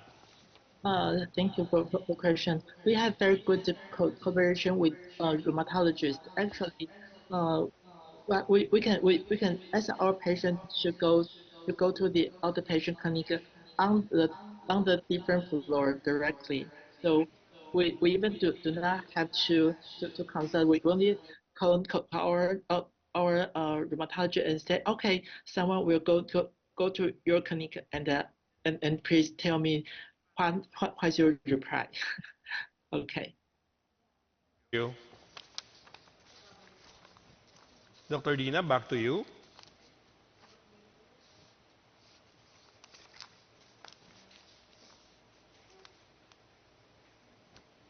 Yeah, Dina, let me go to Dr. Malela first. Malela, how about in your country? Is the collaboration already at your most desirable level, or it's still aspirational? You know what, Ronald? It really took my mind. 20 years ago when I first doing rheumatology, there wasn't much of connection between us, and you don't see any chemistry. But interestingly, for the past 5 years, things has really escalated to the fact that I would go to my colleague clinic, which is about in front of my clinic, and she would come to me and case to case we discuss. But you know what really? I hope this doesn't be taken as very not appropriate. But biologics. You see, with the use of biologic nowadays, for the past 5 years, exponentially, we've had many much more conferences, talks, webinars incorporating both dermatology, rheumatology, gastro, and things like that, right? But then again, of course, I find it that we need to speak to them directly in the end of the day to decide about one drug, which is very expensive. Is it yours? Is it me? Who's going to prescribe? Is it under my care, under your care? Because we know that biologics would tie us up altogether in this situation. Sorry if this sounds inappropriate, but that's what I think. But yeah, we're much better now. Thank you. Dina, is the internet in your area doing okay already? Yeah, I can hear. I'm not sure if Oh, you guys can good. hear me. Yeah, we can hear you better. You can, yeah. So in Manila, there are certain centers that have a joint rheuma and dermatology clinics, but I think in most of the private institutions, it's just a very close relationship between rheumatologists and dermatologists. But I would say that we really have good relationship with them, and we refer to each other. So if there, we always, for most cases, we co-manage. Yeah, it's just that probably the dermatologists serve as a catch basin for psoriatic arthritis. And I would say that dermatologists play a very big role in detecting early psoriatic arthritis because patients come to us, most of them, we've seen them for a long time, and then suddenly, they develop psoriatic arthritis right before our eyes. So I think we should really be very keen in detecting and doing our physical examination so that we can refer early to our colleagues. Much for that, Dina.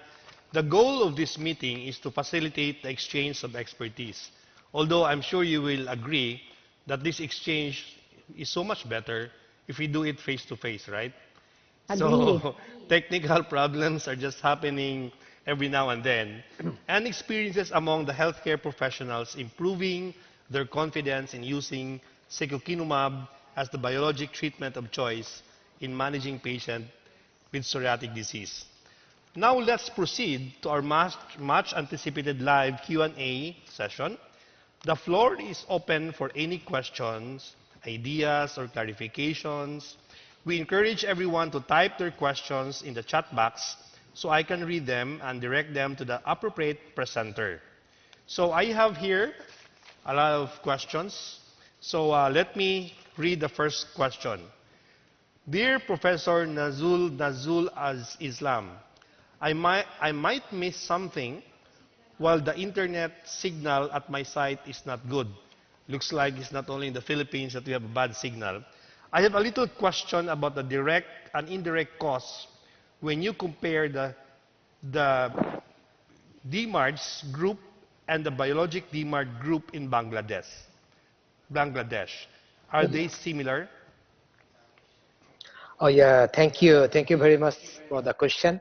I'm so sorry for the interruptions of my presentation, as because that the final one was much improved, but I missed to present this one. Yes, we considered the your direct and indirect cost of separately with the NSIs, regular your visits and the test we need to do, and the CSDMRs in a one hand, and the other side with the biologics. So it is around 1,000 per annum cost in the your CSDMRs targeted molecules. I think I can mention here in my country, fortunately, the tofacitinib, the JAK inhibitors are available and in wide use. So considering that it is about 1,000 US dollar in the CSDMR part and around or more than 3,000 in the biologics. And by the way, if Ronald, if you please allow me, I can share one of my experience against the questions of NG. He has presented this case failure experience. In one of my patients, I have used the secukinumab to treat her arthritis. She has responded well, but very unfortunately, same thing was that we don't have the reimbursement, and we have to stop. She cannot manage it, and as long as Novartis supported, she got it and improved a lot. But when she stopped, then we switched her to the tofacitinib. And meanwhile, I would like to request the other fellows, the friends here, the presenter. I am one of the part of the severity guideline of APLAR, and in APLAR guideline, we try to address these problems as well. Thank you very much, Doctor. Our next question, anyone could answer this question. What is your main consideration in terms of patient profile in choosing secukinumab over other biologics for your patients? So let's ask the dermatologist first. And later on, I will ask also the rheumatologist why you choose secukinumab over the other biologic treatment. So any dermatologist can answer this question. What is your main consideration in terms of patient profile?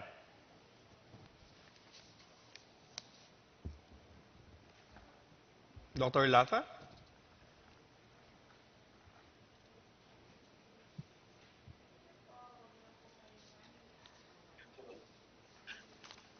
So any dermatologist, Dina? Yeah. So Sorry, please, Dr. Dina. yeah. Yeah, Okay. In the Philippines, we have TNF alpha inhibitors. We have IL-7, 2 IL-17, and we also have 2 IL-23 inhibitors. So when I choose among these biologics, of course, there are certain. Number one is I individualize or personalize treatment. Basically for IL-17, because we know that we can achieve we can get very fast responses from IL-17. So I have few patients who are very anxious, who are also depressed, younger patients who have very low, very poor quality of life, very high DLQI scores. So I think these are and patients with arthritis. So I would go for an IL-17. Now, if I want a quick response, then I would choose IL-17 inhibitors. Between the 2 IL-17 inhibitors, my choice will be SCAFO or secukinumab for those patients who are financially challenged, because the dosing is very flexible. So if they have more, they have extra budget for 300 milligrams. So I would push for 300 milligrams. But there are times when the patients are really financially challenged, then at least I could still give them half the dose, 150 milligrams, and I think that would still be better than not giving the patients anything at all. So for IL-23, I have patients who do not really like frequent injections, older patients, and patients who are far from the city, and it would mean traveling, riding the airplane, or an 8-hour drive just to get to Manila. So these patients, I would probably give them an IL-23 inhibitor. And also patients who do not have actual involvement, psoriatic arthritis, then I would consider IL-23 inhibitors. Thank you, Dina. Can we hear from other speakers like Dr. Ploy?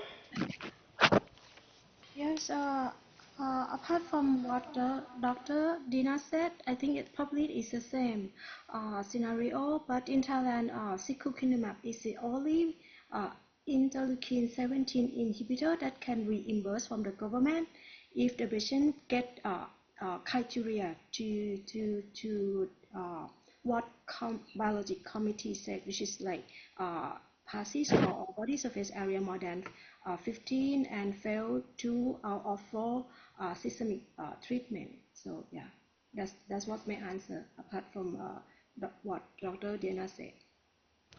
Dr. Lata, do you have any comments about that question? I would like to hear from you. Dr. Lata is already out. Okay. So let me read on some questions, but before that, I would like to ask a personal question. Not a personal question, the question I always ask myself. If I see a patient with psoriasis and the skin lesion is just not really less than 3%, 3% or even less than 10%, I usually do not think of biologic treatment because I feel like the skin involvement is not that much. But while reading journals, we know that the interleukin 17 in the blood of this patient is as high as those with with a lot of skin lesions. So any comments from the dermatologist? Do we have to look at the involvement of the skin only? Or we have to consider that because the inflammation in their blood is just too high that we need to start biological treatment? May I start?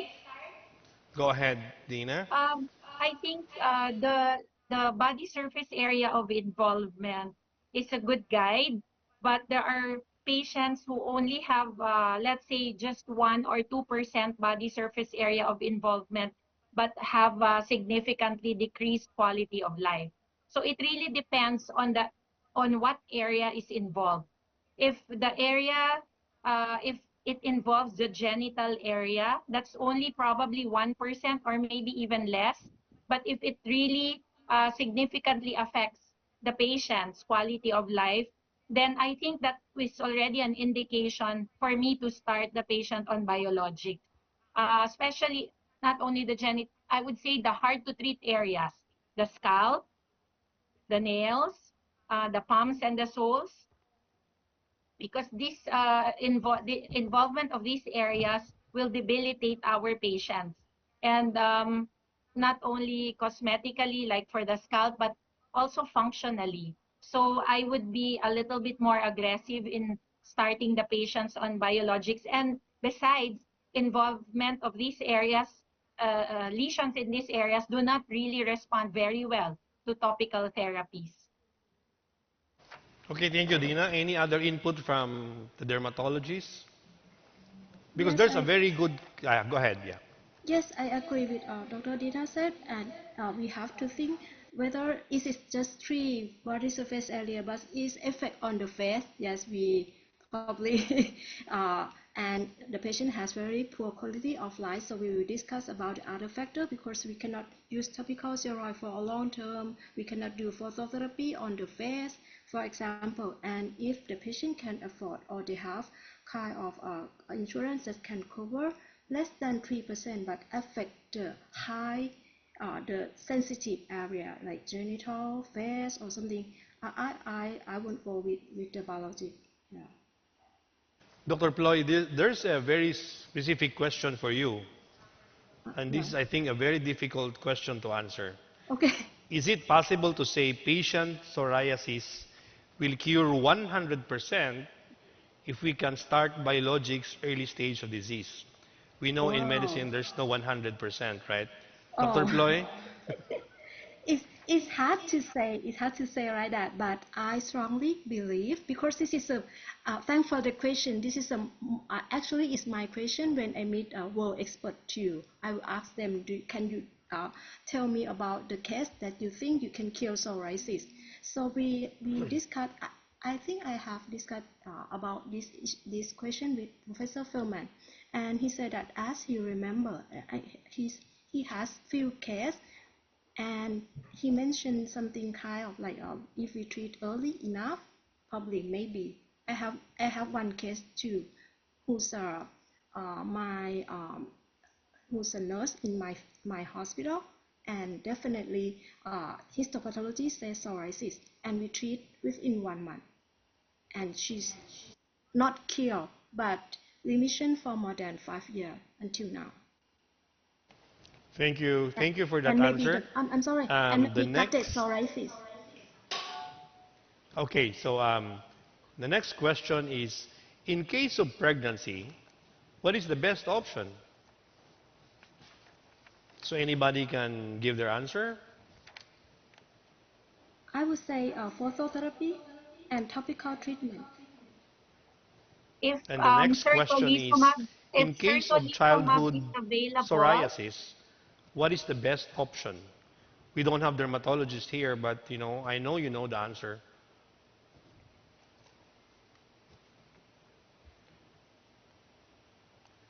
So any dermatologist? I missed I will that not. question. Sorry. Okay, okay, go, Dina. So childhood psoriasis, what is the best option? Oh, there are TNF alpha has been TNF alpha inhibitors have been approved. They were the first biologics approved for pediatric use. But now secukinumab, ustekinumab are also recently approved for use in the pediatric age group. And for pregnant women, yes, we can do conservatively, we can do topicals, optimized topical therapy, phototherapy. But if certolizumab is available, then we can give certolizumab to these patients. It's not available in the Philippines. So here we just give phototherapy and topicals. Okay. Malala, please help me remind the participants about patients having psoriatic arthritis with uveitis and inflammatory disease that secukinumab is not the drug of choice. You read my mind. Something that Let's I say think. that because I'm hosting here. Okay. I think we're very clear. We knew that, first of all, psoriatic arthropathy and psoriasis with spondyloarthropathy is a multifaceted diseases. As you can understand, there are multiple dimensions of the disease that affects not just the skin, but also the internal organ as well as the spine as such. So two things that we know at this point of time, the secukinumab with IL-17 is not at this point of time able to control what we know of uveitis and IBD. In fact, in some cases, we might be a bit cautious. But if you remember back then, Ronald, when we wanted to start secukinumab in a patient with a very bad spine, I was very hesitant because I was a bit concerned about what is the evidence in SPA, in AS. We know for skin, it tremendously disappeared the skin within the first or the second infusion. And I had the patient who had a very long way of secukinumab before the spine gets better. But over the years with that, plus if you for the past 1 to 2 years, we have much more evidence on enthesitis as well, dactylitis as well. So more and more evidence is coming up to say that all these multifaceted joints, multifaceted skin, multifaceted disease organ involvement that might be controlled even with secukinumab. But yes, you are right. At this point of time, uveitis and IBD is something that it doesn't cover. I would like to add on, if you don't mind, with regards to other reason why I would start secukinumab. I find that with the patient that I've started secukinumab here in Sabah and Kota Kinabalu, where we have a lot of TB patients, they do not tend to increase the risk of TB activity, although the patient had latent. That's one thing for sure. The other point is with regards to monotherapy, and we know that some patients definitely cannot tolerate or even have much higher problem with methotrexate and the rest of the other conventional. That would be another choice. And lastly, if you allow me, Ronald, I think when we say about 100% of getting better PSA, we understand being a rheumatologist, there's nothing that we can achieve 100%. We have not even talked about fibromyalgia and how much does it really affect patient, especially with PSA as compared to RA. And we know that this patient has massive amount of pain, fatigue, score, and what's so not, and how much does this really biologics are really helping them out to really cure the other component of this psoriatic arthropathy. That's all I know. Thank you. Thank you very much, Malela. And before I would like to thank our panelists, our speakers, I will give you, a quick chance to say a few words before we leave this activity. So let's start with Dr. Ploy.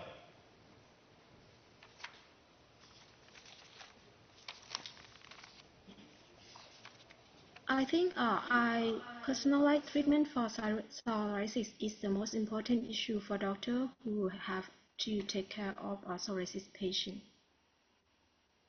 That's all. Thank you.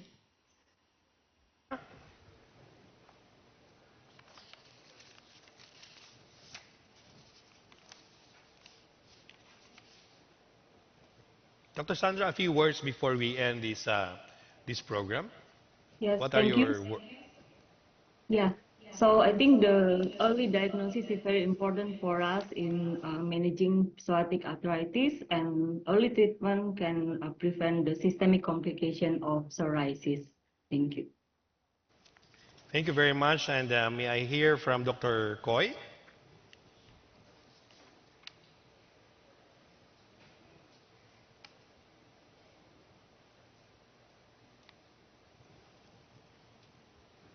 Okay, may we hear from Professor Nazrul Islam?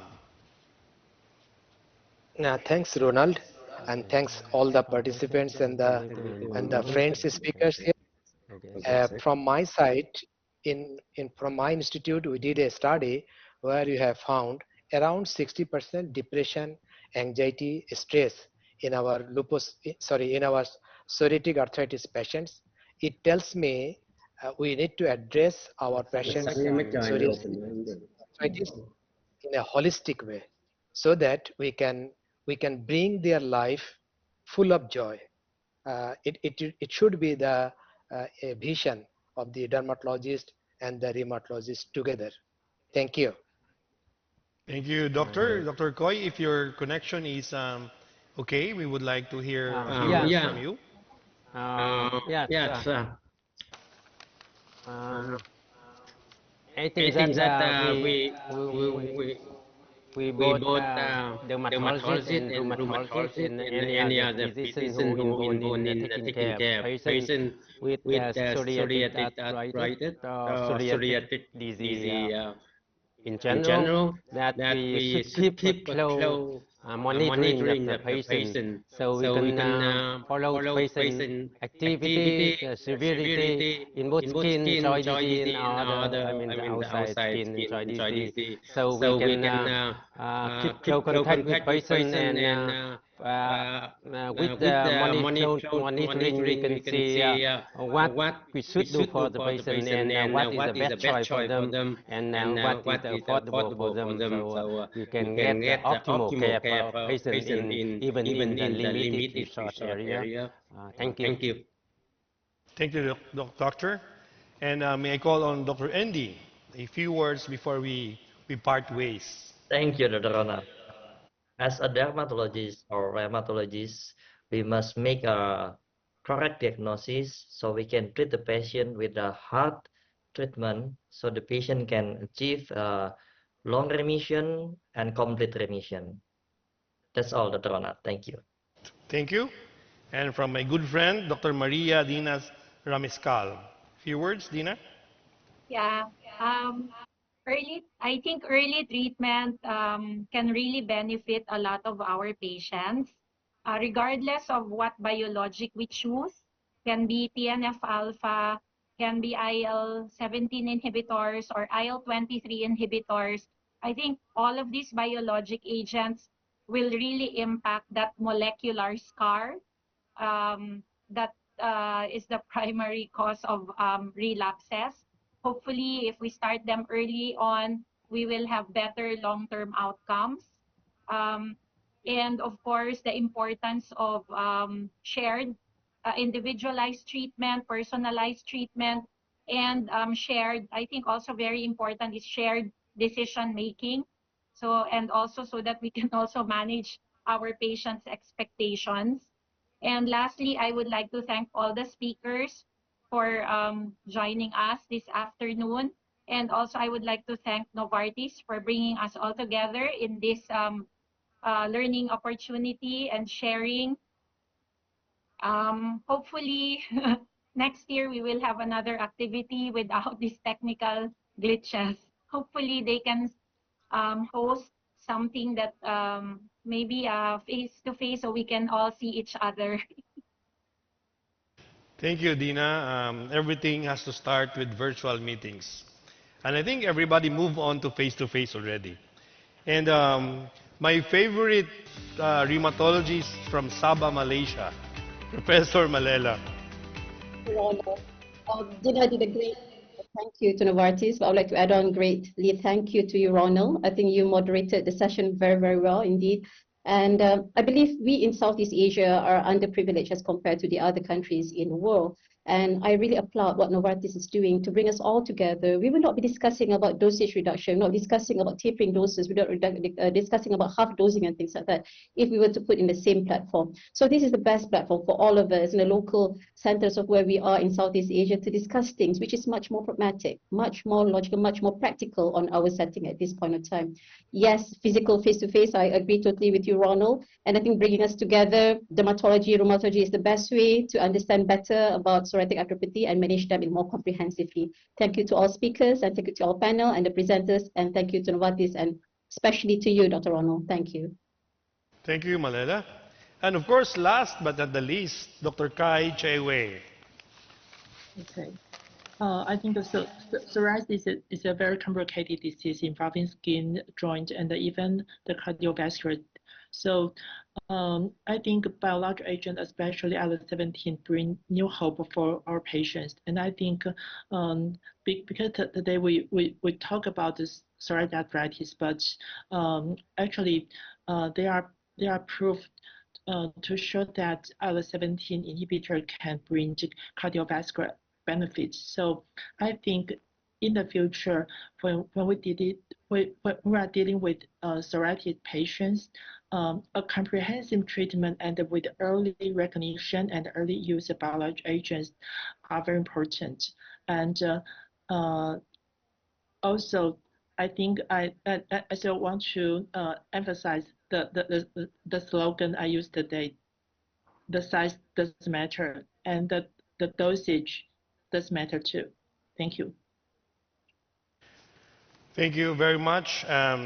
At this point, dear speakers, panelists, and guests, I cannot thank you enough for your active participation. To those, all of you who are listening from anywhere in Southeast Asia, I hope you learned a few things today.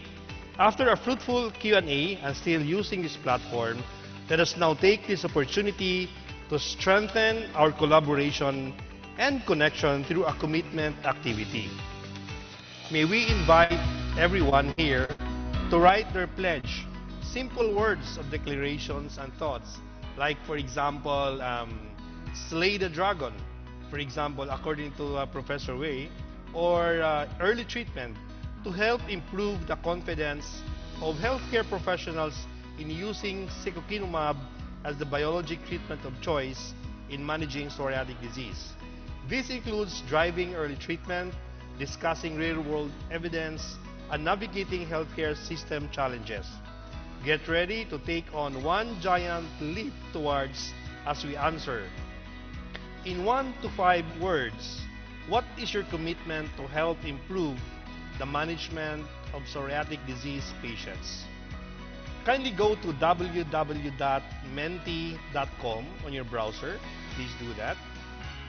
And input code 41086464 displayed on our screen. Alternatively, you can scan the QR code shown on your screen. Type the word or words that best encapsulate your personal commitment in our fight against psoriasis. Our 2024 commitments will be displayed on the screen, forming a word cloud.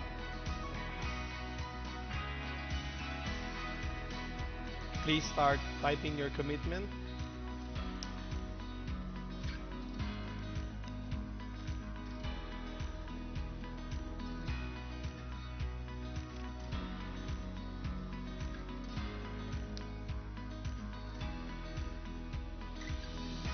So you're seeing live the word or the words the participants are typing. And later on, we will form a word cloud. So I can read here, early treatment, holistic approach, secukinumab. I don't see a drug on here. Early biologic use, compassion and care, consistency. These are very, very powerful words. Communication, increased confidence, consistent monitoring, patient-physician engagement. I don't see any patient education. I cannot type from here, but hopefully some of you will type patient education.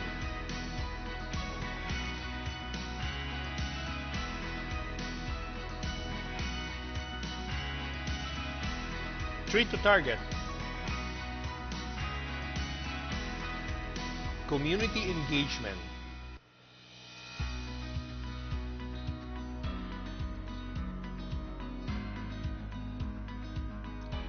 There, I see patient education already.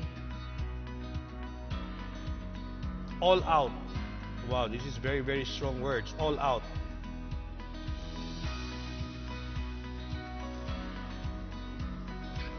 So are we still receiving messages, or we can form the cloud from here?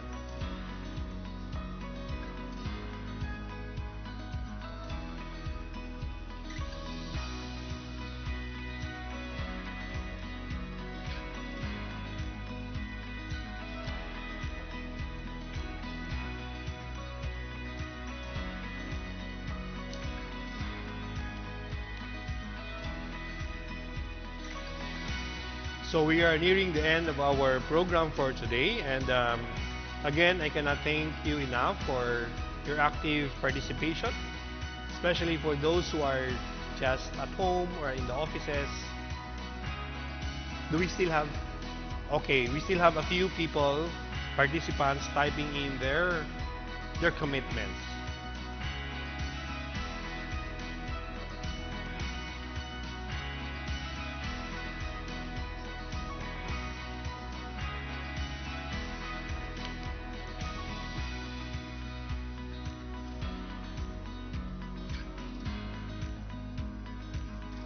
So again, I would like to reiterate that hopefully the collaboration of the dermatologists and the rheumatologists will improve not only in your areas but also in the whole region of Southeast Asia.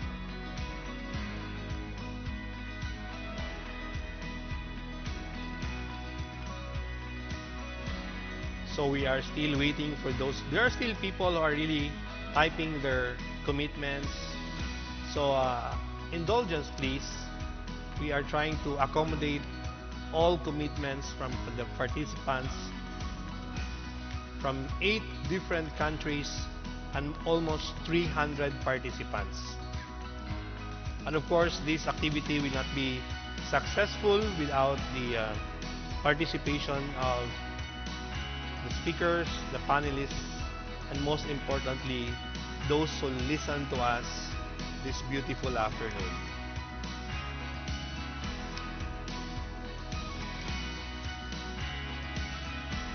Okay, so can we form the word cloud this time?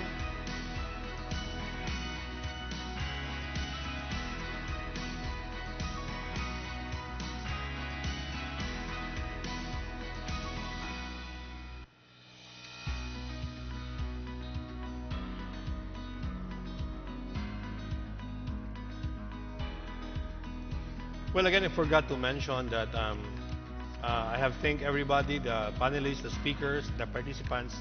But most of all, let's thank Novartis Healthcare for really organizing this event. And I hope in the near future we can see each other face to face. I'm not trying to sound off Novartis, but I think the Novartis leaders in Southeast Asia, I hope you will consider gathering all of us in one area so we can really have a true face-to-face experience. I think we were over with the pandemic, and the digital platform is not very ideal if you want true collaboration. And ladies and gentlemen, presenting our confidence and commitment with secukinumab, sealed today at the Southeast Asia Psoriatic Disease Conclave 2024.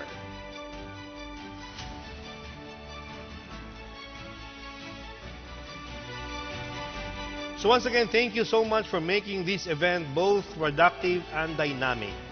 To cap off this event, please welcome the Marketing Manager of Immunology at Novartis Healthcare Philippines Incorporated, Dr. Carlo Castillo, for the closing remarks.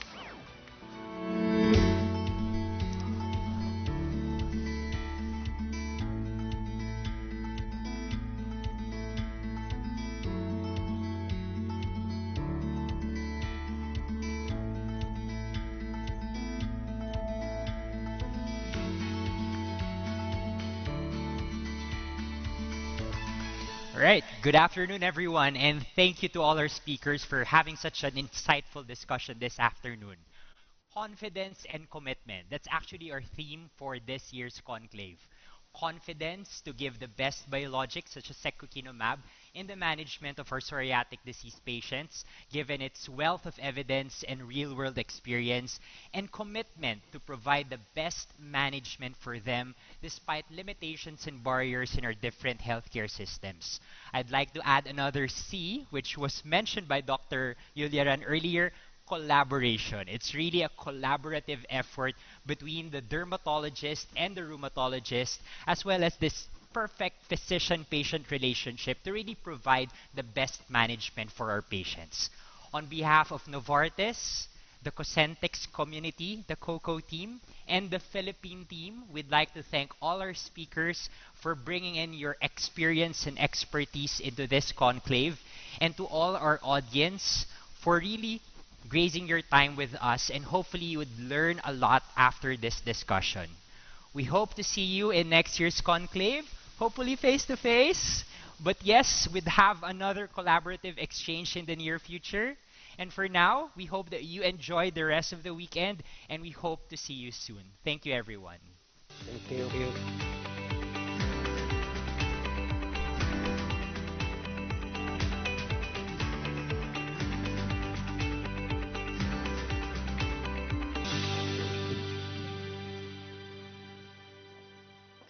Thank you so much, Dr. Carlo Castillo. We are Yeah. indeed grateful for your full support, active participation, and great collaboration today. I cannot thank you enough. Thank you once again, and enjoy the rest of your day. Mabuhay from the Philippines. Okay, bye. May we request all our speakers to please stay. We will have our group photo. Thank you. May we request everyone to open their cameras, please. Our speakers.